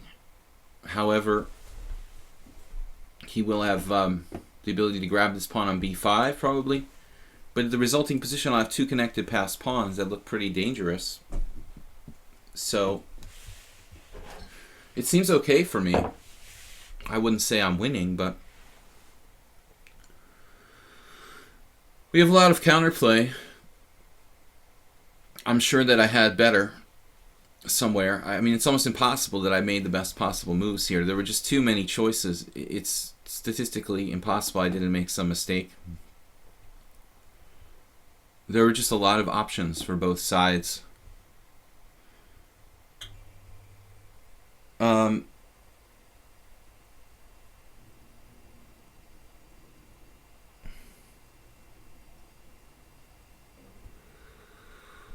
Queen takes d4 was some sort of error, according to a computer engine, by me. That's entirely possible. So, what do we do? Like b4 here? b4, queen takes b4, bishop h3. It's kind of interesting. But maybe d4 is better.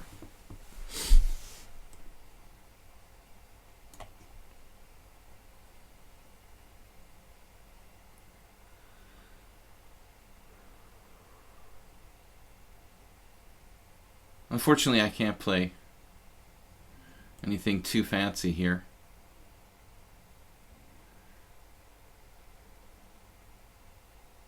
There's no queen f3.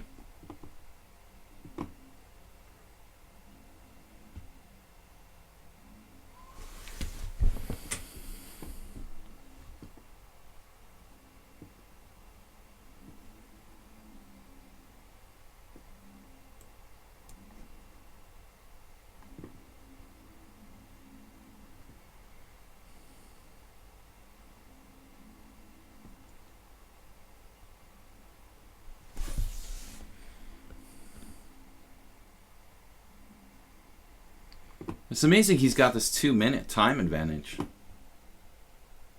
It's pretty serious.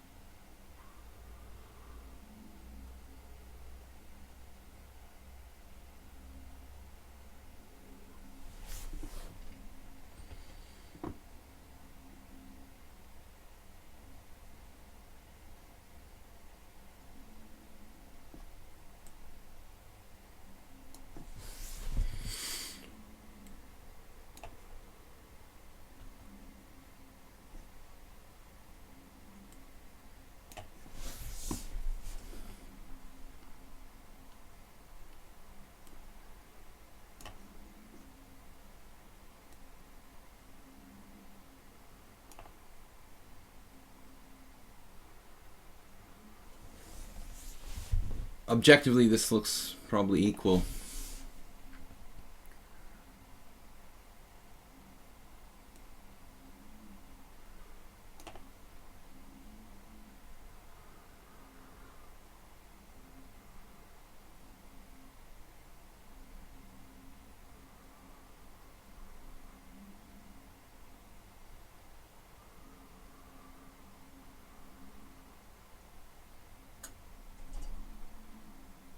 You gotta wonder about sacrificing a rook around here.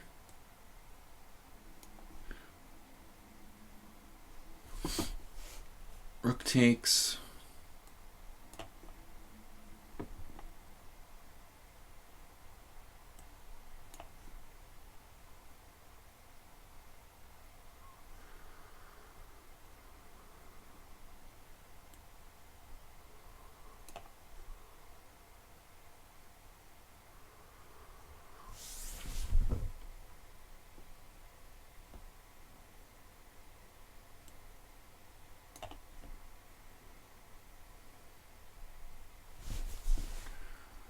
How about my rook?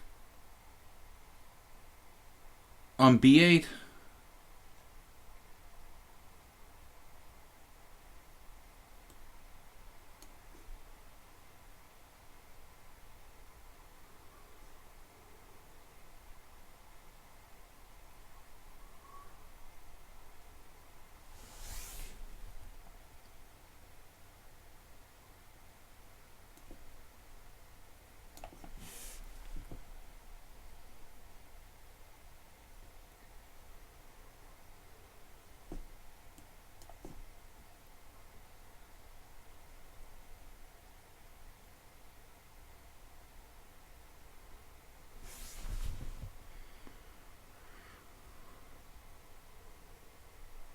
Could we sack an exchange somewhere? I mean, sack a rook on b2. Maybe earlier there was some moment where I could have tried it, but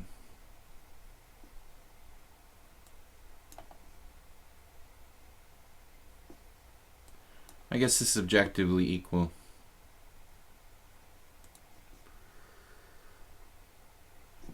All right, good game. Kind of good game. I'm sure we both made some mistakes. It was very complicated. As someone pointed out, apparently after queen takes d4 in the opening here,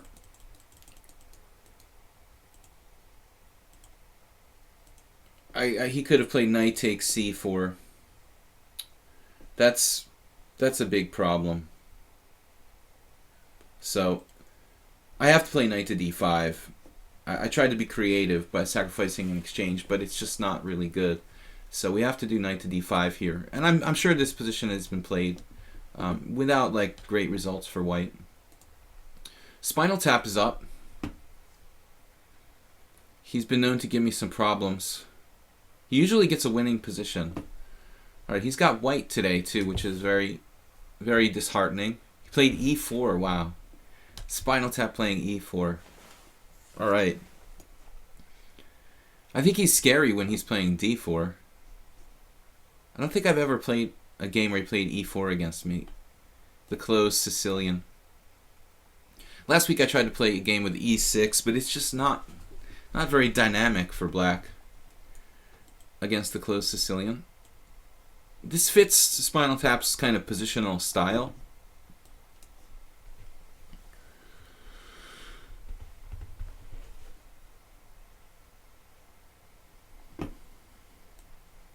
There are just a lot of different ways black can play.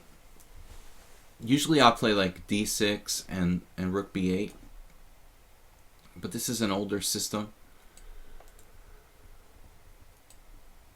I did play on occasion.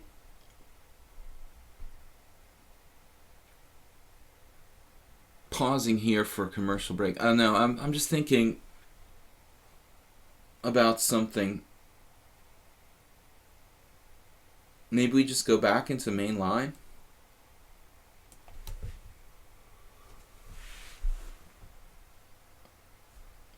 Spinal tap. You're in trouble with Boobot. It's a little dubbed here. A lag wave. Queen d2.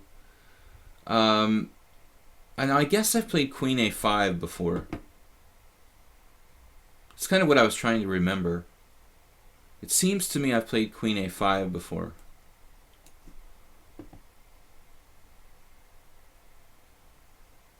This is a kind of substandard variation.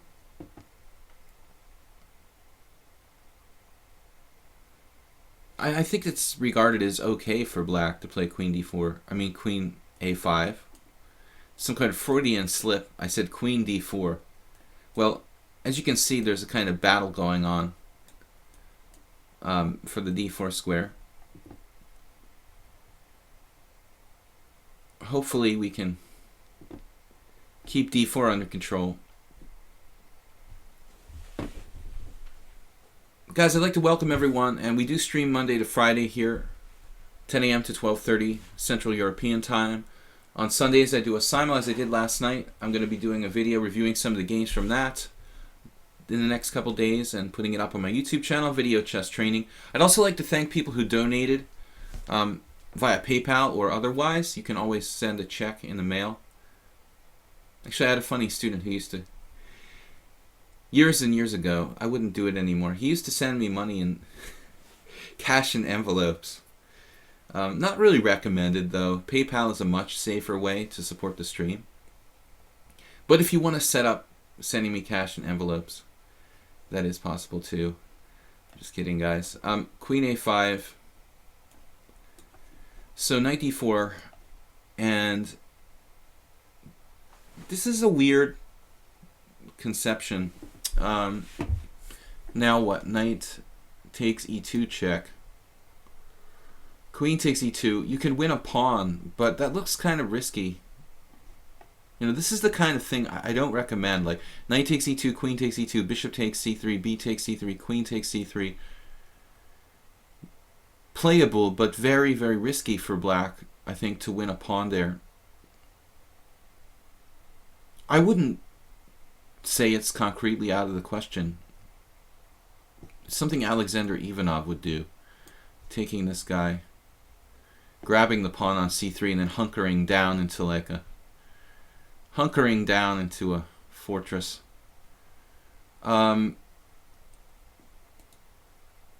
I want to say I've played this position once before against an expert in a club tournament in Boston in the late 90s. I probably had this position on the board once. I think it's greedy to take that pawn, give up my dragon bishop. To have a PO box. There was a day when we had the PO box going. It's going back 20 years. Yeah, the face cam is a little bit lag. Frames per second went down. I had a lot of troubles with drop frames. So please don't be disturbed by that. But the stream itself is up to date.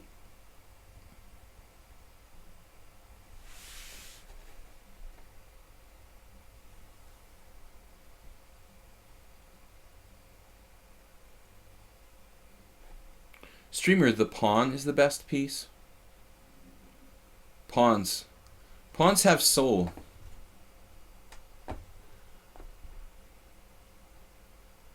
But I like the Jolly Joker. You know, I don't know that this guy is worth giving up, you know, to win a pawn. I've also been known not to take rooks on A1 with that piece. I think that Spinal Tap's move here is pretty standard. And if I castle, I have to watch out for things like knight to d5. That shouldn't be relevant here. What about b4?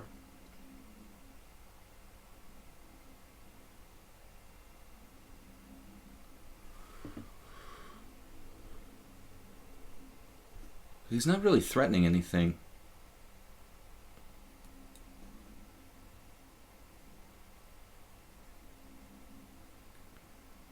I do recall having a game once in a similar position where I did something like bishop d7, bishop c6.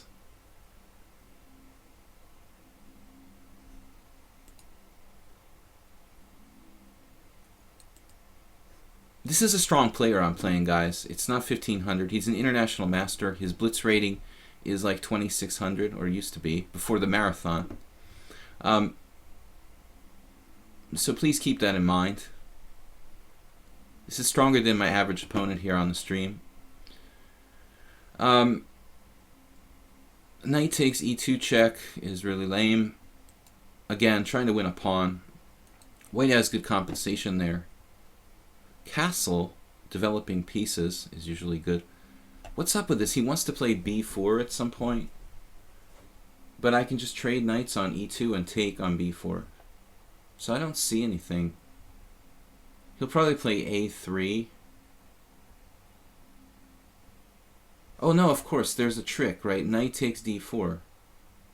But that shouldn't matter. Like, castles, knight takes d4, pawn takes d4, knight d5, queen d8. The position is about equal.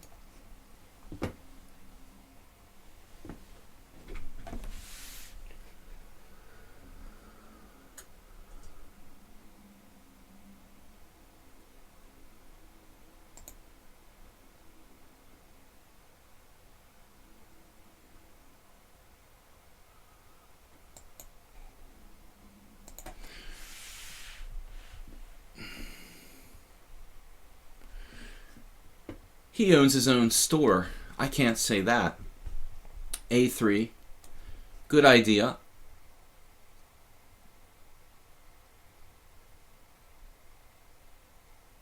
Now knight to c6 would make sense. No?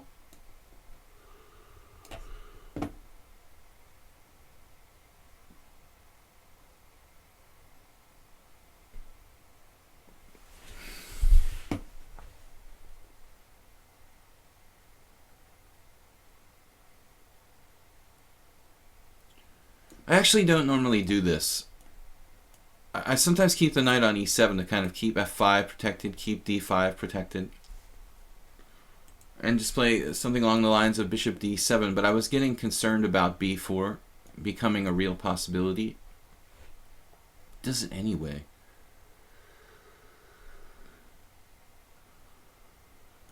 How does that work? It's a different form of pawn sacrifice.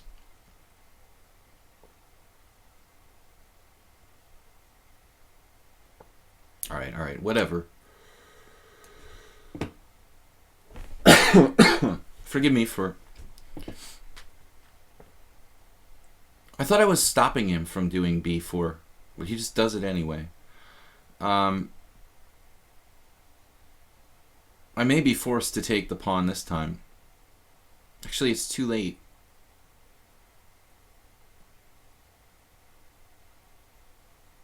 So I up the screwed. I think I screwed this up. Thought I could take on b4, but it's too late now, so we're going to have to wing this.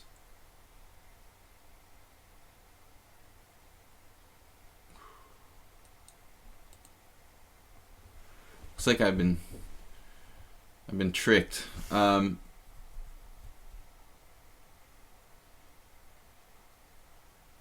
that was really stupid. Queen d8. Well, I guess we're just slightly worse now. We're just gonna have to live with it.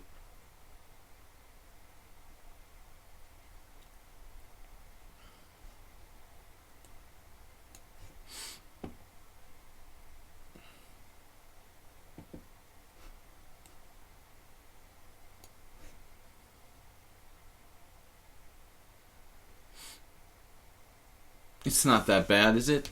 It's a little passive. He has amassed greater control of the center. So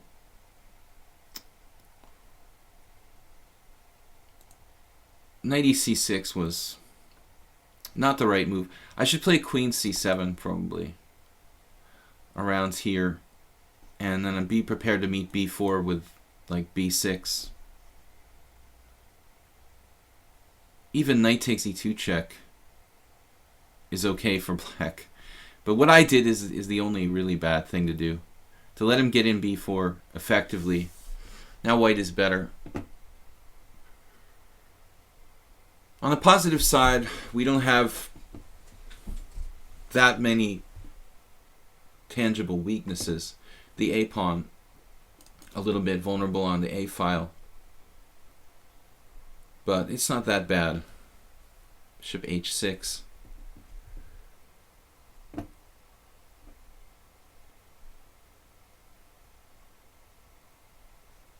What should I do here? Maybe take? Leave his queen out of play? Something to be said for that? I think there's something to be said for that. I mean, there's no knight f3 coming to g5. So taking is not so bad.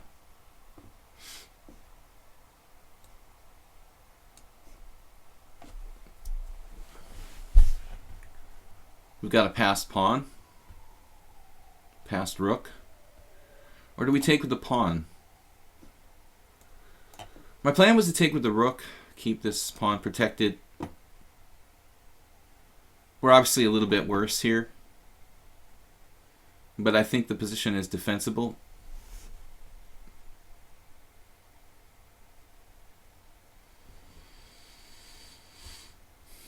Not what I recommend against the closed Sicilian.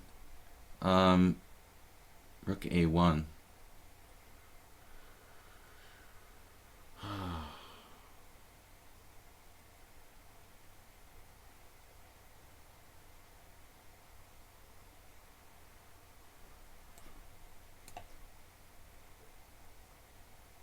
Maybe b5.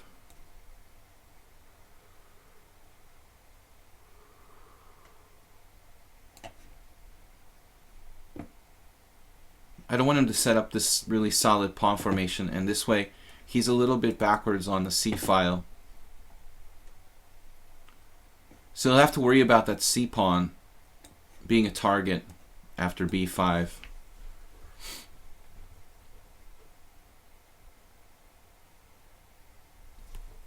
It's not a great position, but it's defensible for black, as I said.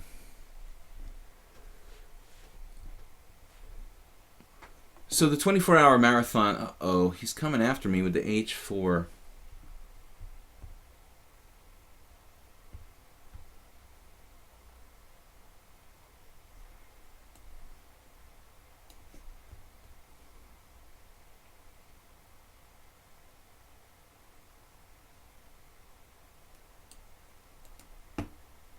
I guess we can play f6 if we have to. And start putting our pawns on dark squares.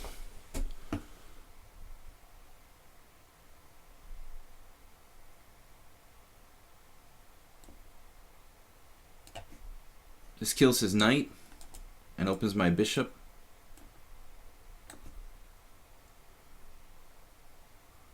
We have idea of bishop g4.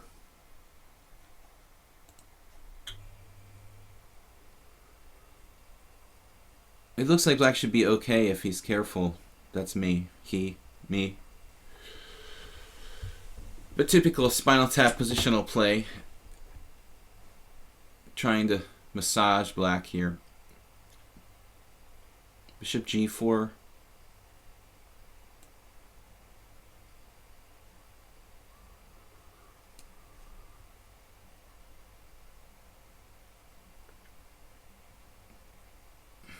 He's still a tiny bit better because he really does have better central kind of control. F4, wow. Kind of risky, one would think. He may be a little bit like trigger happy from the marathon. I'm not sure that the effect of all those gains has worn off. Looks very weakening to play f4. May have gone too far.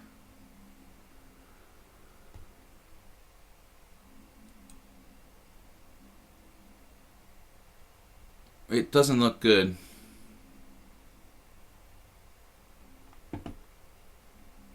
These squares and this coming in.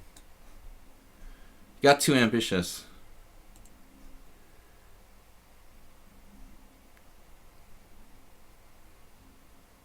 Right?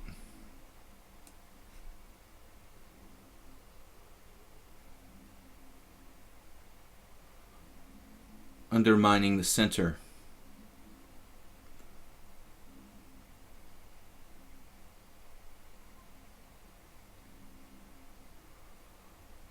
Okay, let's take a deep breath.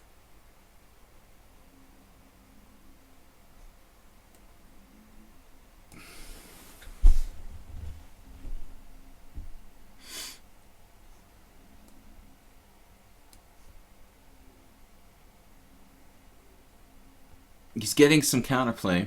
He did free his queen. It's still not easy to protect the d4 pawn.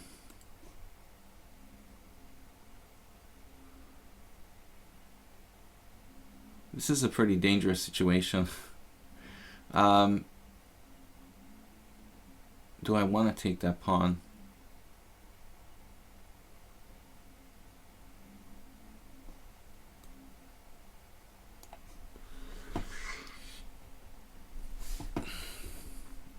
Continuing to undermine the center. But Spinal Tap did a really good job, like, not letting this get out of control, I think.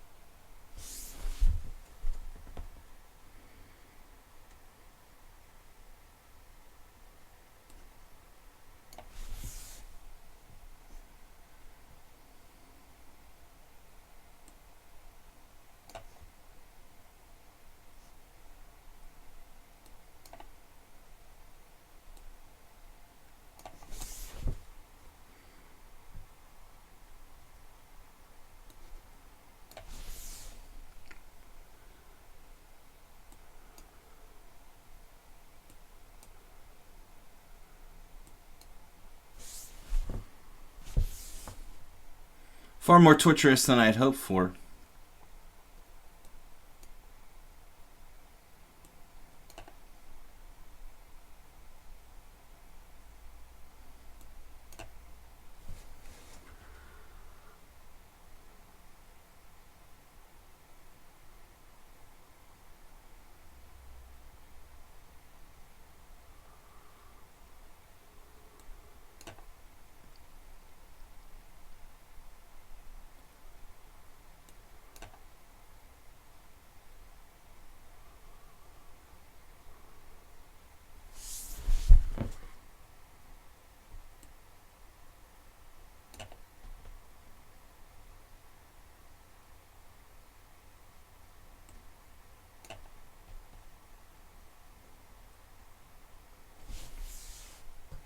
Oh no.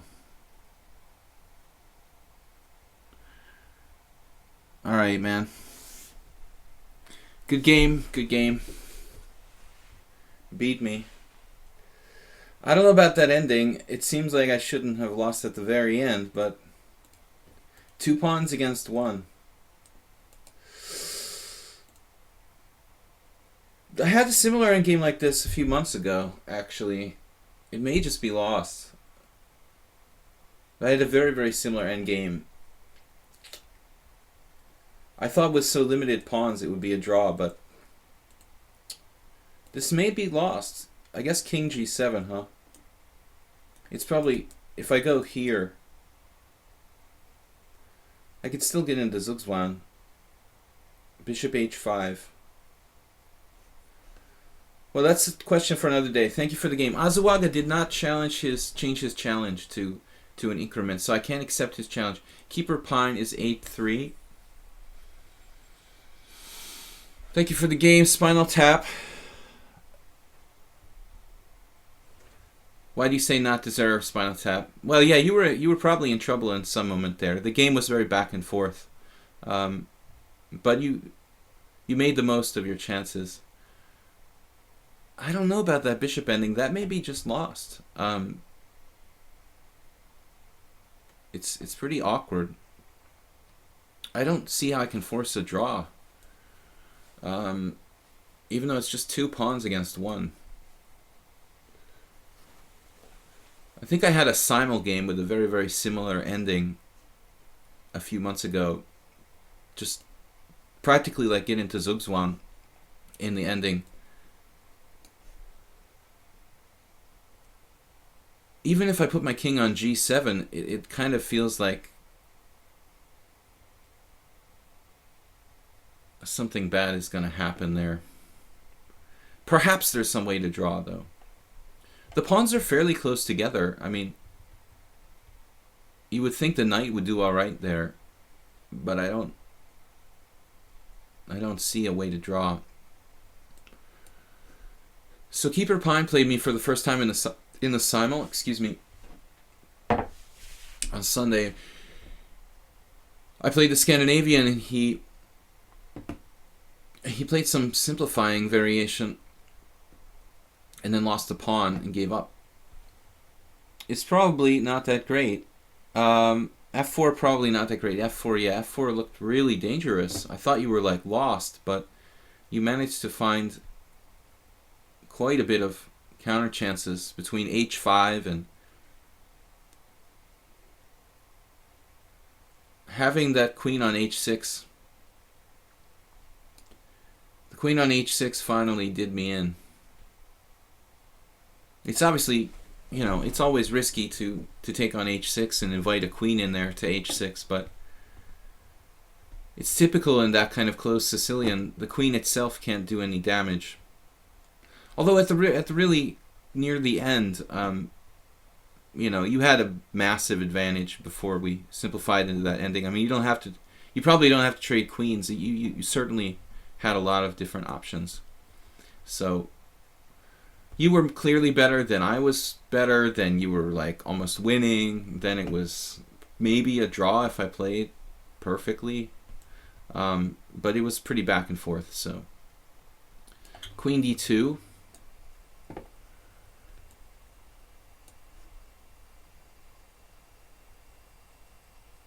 it's a dragon. It's a kind of unusual line. I see this a lot. Most players who play this kind of system for white don't seem to be aware of the fact that knight b3 is the normal concept to avoid exchanges and keep black cramped. Most players who don't know theory have a tendency to leave the knight on d4. It's not bad for white, but the main lines involve playing knight to b3. Evil Gwyn says, I'm going to go to bed tonight thinking I could have beaten an IM. Apparently you left a rook hanging. Oh my god. What rook? Well, you can be forgiven after your marathon performance for making some mistakes. I don't have so many excuses here. I should be fairly fresh. I would think the chess marathon, I thought when you played f4 Spinal Tap, it was just purely an effect of the chess marathon. Like you just lost your mind, just making like totally risky moves. I thought this was good for me, but I'm having second thoughts. Keeper Pine, it looks very solid for white. Kind of like the Marazzi, I don't think it's very easy for black to win in these classical dragon setups. Black's a little bit passive. f3 though. Ozzy's passive. This move's a little bit passive for white. This is much more ambitious. Of course, he has to be careful his bishop doesn't get trapped. Though I don't see how I'm going to do it. I guess I do have a tactic there. Okay, if queen e3, it's kind of complicated though. What? I can play e5, bishop takes a7, knight takes e4, then bishop b6. Queen e3, knight takes e4 right away. That doesn't work either. So I don't know, queen e3 looks kind of problematic for black. f3, a3, f3.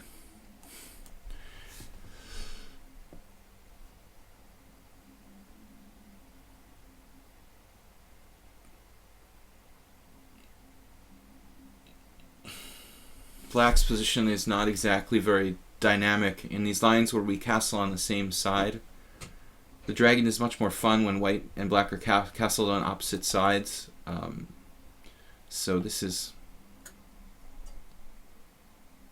a5 maybe.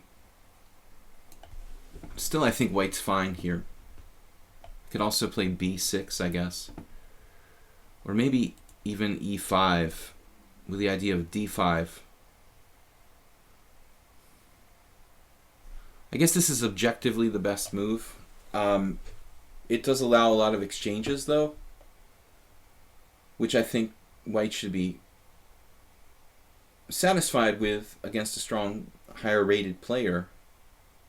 Strength is all relative. Compared to Kasparov or Magnus Carlsen, I'm a complete fish. But against a stronger, higher-rated player, I think that white should be happy to get a draw. I mean, I'm a lot higher rated than him. So the question is, should I allow this kind of simplification, objectively? Probably not. I mean, if I want to win with black, I need to avoid exchanges. And d5, although objectively maybe the best move, allows a lot of trades. So I kind of regret it. But it's a difficult position for black to play for a win here. I mean, I thought about a5. In fact, white can even play b4 there. b6 does kind of nothing. It's not easy for black to play this position for a win. Equalizing is one thing. Spinal Tap Chess says I did lose my mind, but it happened years before the old marathon. f4, quite a risky idea. Yeah, it looks like something you'd play in a random blitz game against someone 500 points lower. Just throw it out there. You were lucky, though. I mean, there wasn't anything too brutal. And in the end, like, giving up my bishop for your knight left my white squares weak. Spinal tap, so... And here, I just had a strange idea of playing like bishop takes d5, but it doesn't make much sense. So...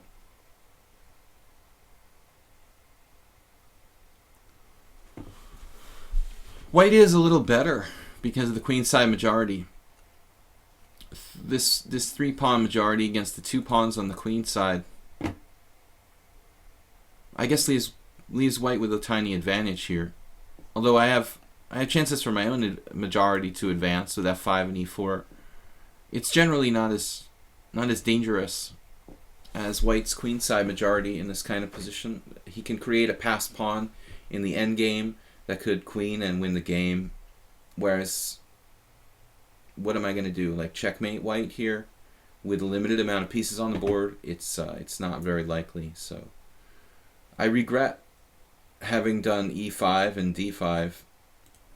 Instead, maybe something like a5, as I mentioned, or b6, just to keep the position.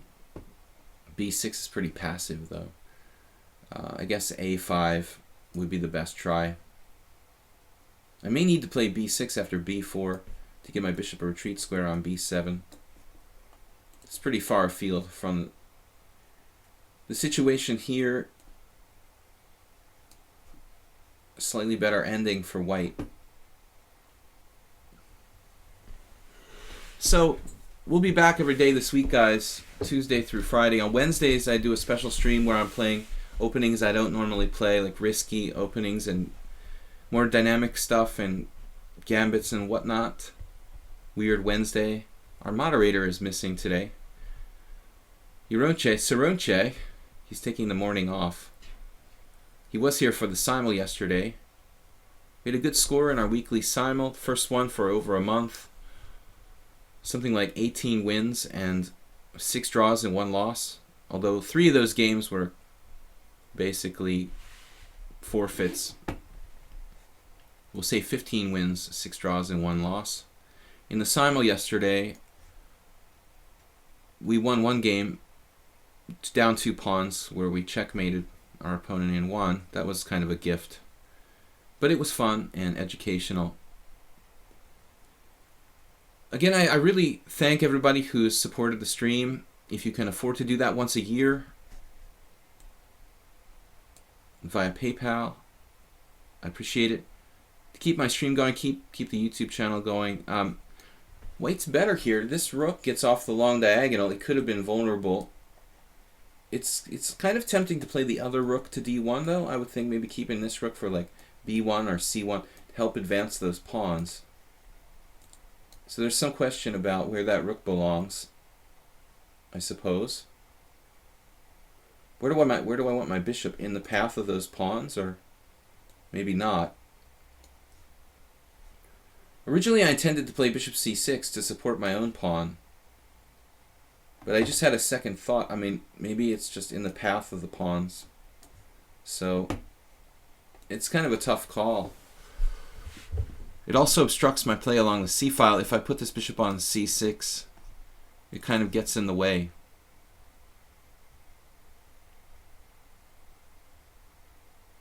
We're going to try to play f5 and e4, or maybe rook to the c-file and get some counterplay along the c-file.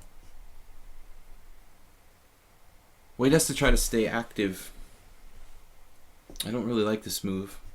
Weakens the white squares. It's kind of passive reaction. Although still white's okay.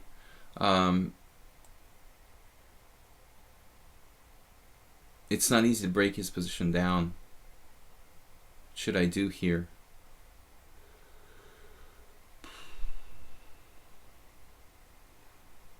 This is a problem in the dragon. These quiet lines of bishop e2 don't give black much chance for active play.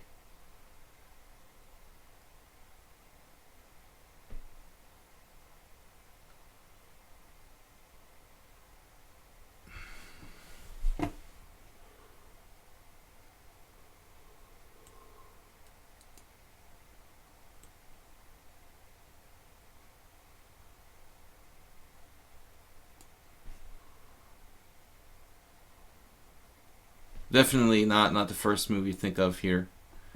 It may or may not be good, but you know, I'm obviously trying to play like a minority attack at this point.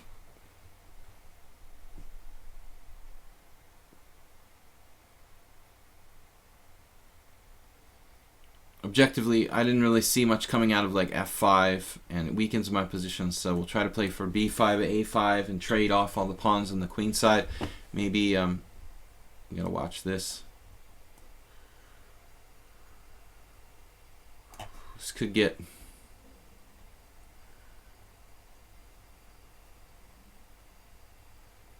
pretty dodgy.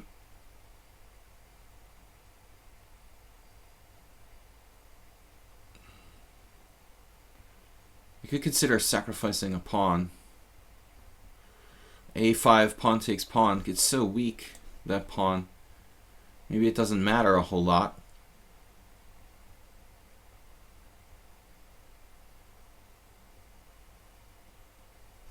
The problem is that pawn takes pawn, bishop takes hits my rook, and rook b7 loses. Although e4 deserves consideration.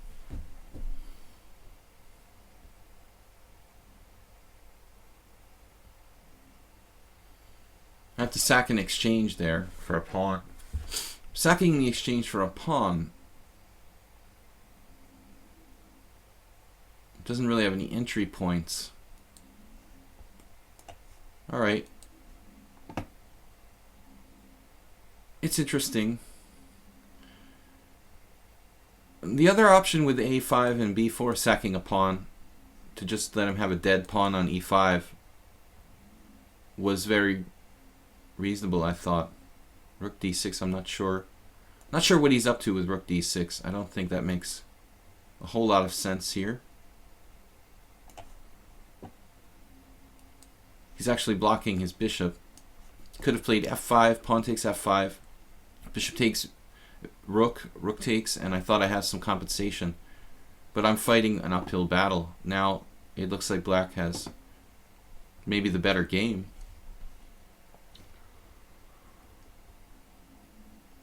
So I think white was better and just didn't even really realize it. He played several awkward moves.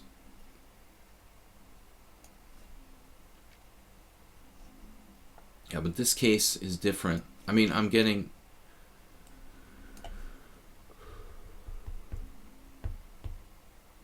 Well, it does look like white has some counterplay. I thought g4 right away there, tearing up my pawn structure, would have given him good chances. This still might be okay for white if he plays really actively.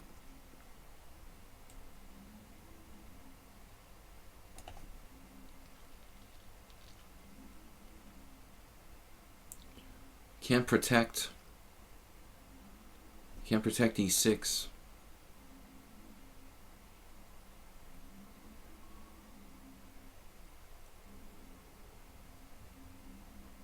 There are some awkward goings-ons here. Now, this is unfortunate for white. Gets mated or loses a piece. So we had to have a lot of help. This position was not really a good game for me. Guys, I didn't realize the stream is almost over. I'm going to play one more game. So I didn't call it in the air. We will play one more game, guys. I didn't say when I was going to end the stream. Meowts, we have played them 3 times. I forgot about this. All right, 7-5. Last game, guys. One more for the kicks. So you can check out my videos on YouTube, Video Chess Training. And if you guys want to contact me for any kind of chess-related questions or training or just suggestions about the stream, please contact me, videochesstrainer@gmail.com. Last game for today, 7-5 against Meowts. Usually I'm finishing at 12:30, but I like to kind of give a heads up. You know, this will be the last game or the next, or I'll play 2 more, so I didn't say anything. I didn't really realize that we were already at 12:30, so we'll go over Tarrasch, the ever popular Tarrasch.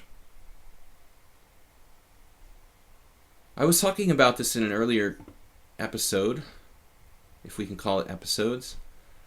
Having the knight on c3 sometimes is kind of a disadvantage for white in this Tarrasch.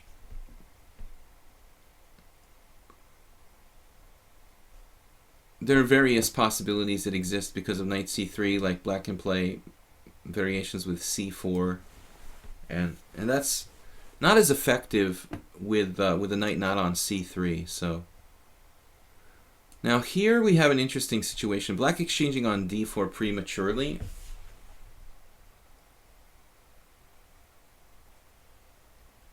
I could take with the queen, but after knight f6, there doesn't appear to be anything special. Queen takes d4, e3, knight f6, e3, knight c6, bishop e5 would transpose to kind of a standard line. And queen takes d4, knight f6, bishop g5, knight c6. Probably nothing great. So I suppose we have to go into the normal stuff.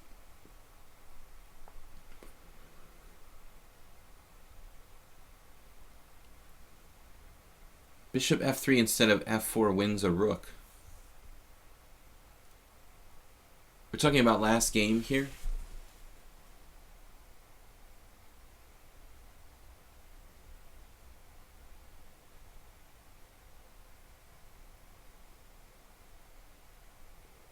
Well, I was certainly prepared to sack the exchange in the last game. What's going on here? Queen a4 check, knight c6, knight takes c6, bishop takes c3 check, b takes c, b takes c6, queen takes c6, bishop d7. Well, I'm winning a pawn in that line, so this bishop b4 seems premature. Looks like he may have a defense. Not really, though. I mean, I unfortunately have shifting to d4 hitting g7 in some lines. Like, knight c6 takes, bishop takes c3, b takes c, queen d7, queen d4. And I'm hitting g7, so he's probably losing material. And c3 is protected.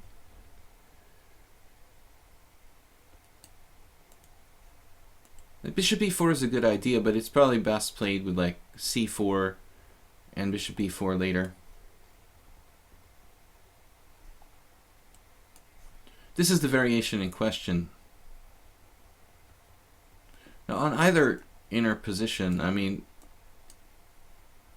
I have queen d4.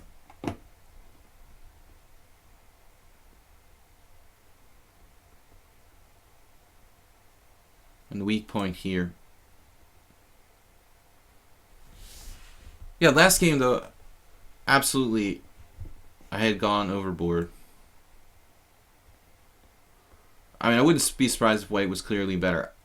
I'm not certain he was winning, but I was taking some chances, offering an exchange sacrifice on b8. Now, this bishop f3 I'll have to look at. I didn't really understand which position he had bishop f3.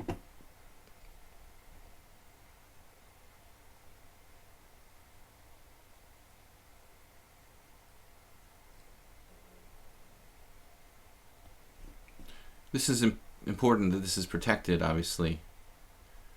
His rook is going to fall. Well, this way loses a piece, so the problem is the best line he has here is queen takes g7, queen f6, and then bishop h6, I guess. Kind of a classic theme. I guess that's not the best line. I don't know. There is no best line. I guess black is objectively like lost.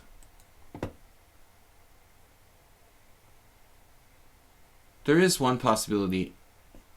Queen takes c6, queen takes g7, f6? That doesn't make sense. I could play anything there. Bishop d2. No, I guess he's just lost. There was nothing to be done. Queen d4, f6. There's no sense in checking.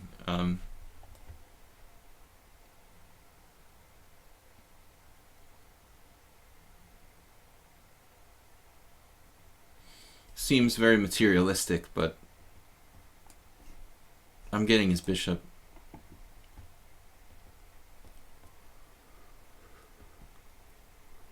So we'll be back tomorrow morning, guys, 10 a.m.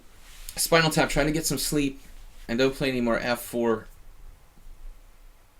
At least against people in your rating range.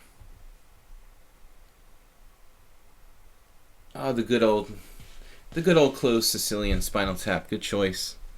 My favorite. But I made a very bad mistake against Spinal Tap, letting him play b4. I know better than that. I have to play some queen retreat. I played better 20 years ago against an expert than I did today against Spinal Tap. Alright. An expert.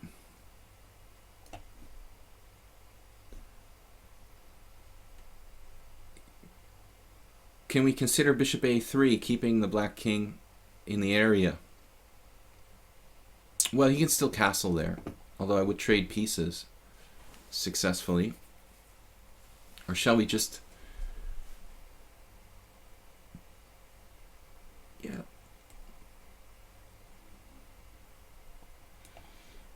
Shall we just concentrate on developing... Maybe we should just concentrate on developing the king side. e4 looks a little risky. Under the circumstances, I'm a piece up here, and I don't want to, open the position while I'm behind in development. I imagine if I wasted much time here, I could get into trouble pretty quickly.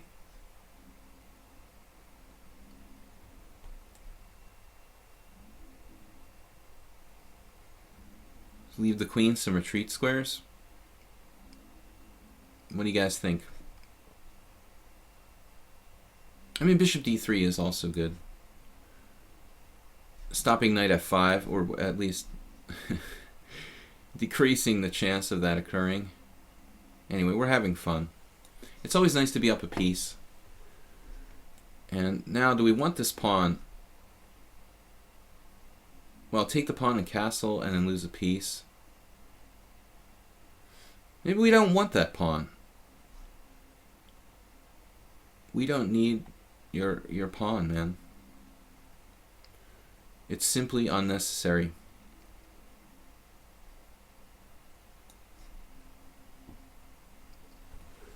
This is a thoughtless move. I mean, taking this pawn, giving black counterplay with like rook to d8. Yes, I could do it, and if I play accurately with rook d1 or something, but there's just no reason to be greedy when you're up material. I can't say it enough. I mean, just thoughtlessly taking pawns like that, leading to disaster. So he just doesn't have any compensation whatsoever for the sacrificed piece. And it would be truly silly to give him counter chances here.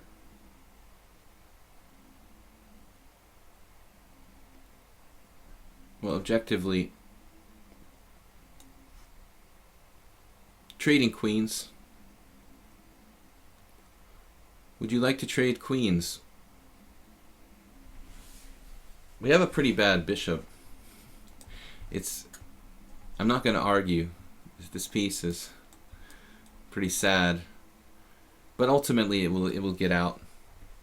So in advance, guys, I want to thank you for tuning in today. We'll be back tomorrow, 10 a.m. CET here. Sorry, I can't get the constant change challenge. He beat me down. The only winner in the simul yesterday, I should note. I made a very bad theoretical novelty in a relatively rare variation of the Petrov. I tried to play a little too provocatively against constant change.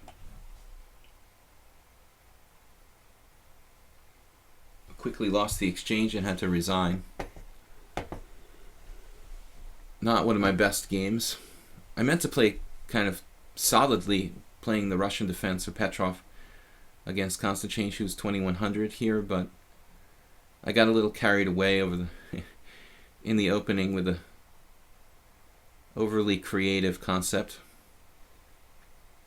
which was quickly refuted. I don't know if I'll feature that game in the weekly review of my simul, which I'm going to create for YouTube. We will think about it. I just am not really satisfied with the quality of my play. You know, losing an exchange, I'm not sure that's a game I really want to feature. But I do feature games I lose, games I win, games that are drawn. It's not a matter of only featuring the games that I win. I mean, I definitely like to feature just the most interesting and well-played games. I think I'm looking for well-played games. And I can't say that I played overly well in that one, but I gave it a shot. Now we are taking the pawn. It's time for some... Well, first of all, it lessens his control of c4. But also we have some counterplay here. It was an interesting debate about my bishop going to c1. Miatz is obviously a practical player, trying hard here despite being down a piece. A lot of people just like give up, you know, and that's certainly not a good attitude to have.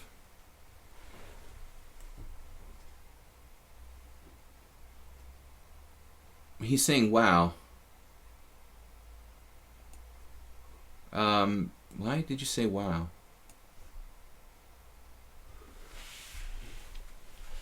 I'm not sure. Maybe I missed something. Okay, it's practically like a blitz game with 2 minutes on the clock, but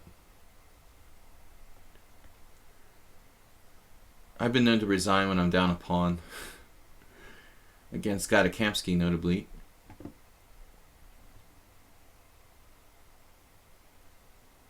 But in general, I don't give up that easily.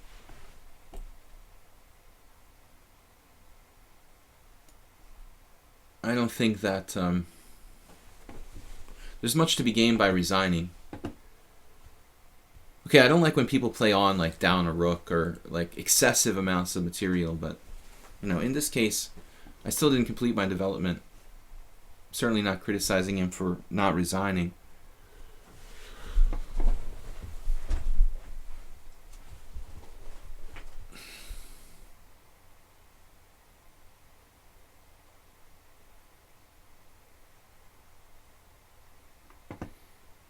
I just don't want to allow any kind of rook sacrifice here. If I play bishop b2, you know, who's to say he can't do a rook sacrifice in this position? First we'll shut it down, the queen. And there's certainly nothing wrong with like bishop d2.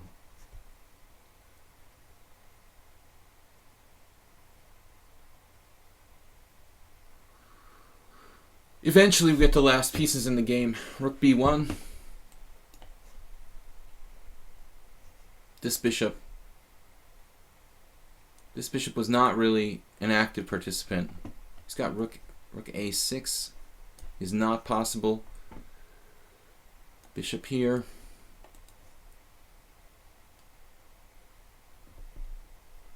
So sorry guys, sorry constant change. Tune in a little earlier next time. I'm already over schedule here. Rook c6.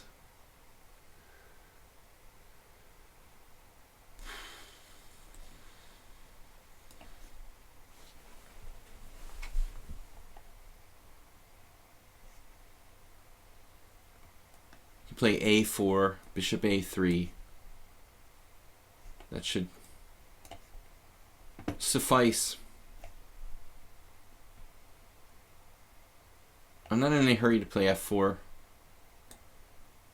until I'm fully developed.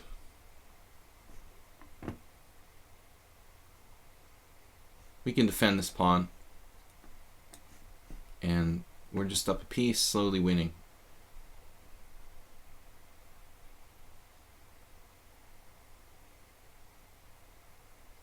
you guys want to watch the stream, it's uploaded to Twitch. I mean, it's saved on Twitch for a week or two, and then normally I will upload the streams to my YouTube channel, Video Chess Training on YouTube. Pieces are happily exchanged here.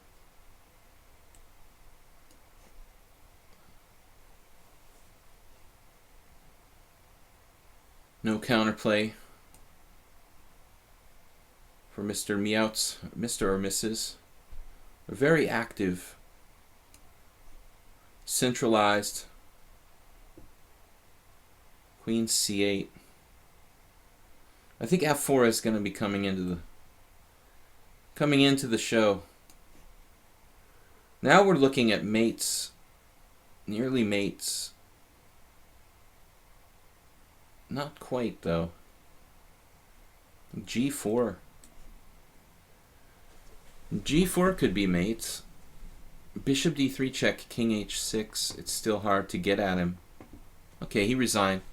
Anyway, guys, thank you for tuning in, and it was fun. Congratulations to International Master Spinal Tap for taking me out. He had been swindled several times in the recent past, so I think he needed to get that first win in there. Anyway, that was a decent game, but we both made a lot of mistakes. Anyway, it's always fun to play a fellow title player here on the stream, as it is fun to play all of you guys, and we will be back tomorrow, 10 a.m. CET. So thanks for joining me, and peace.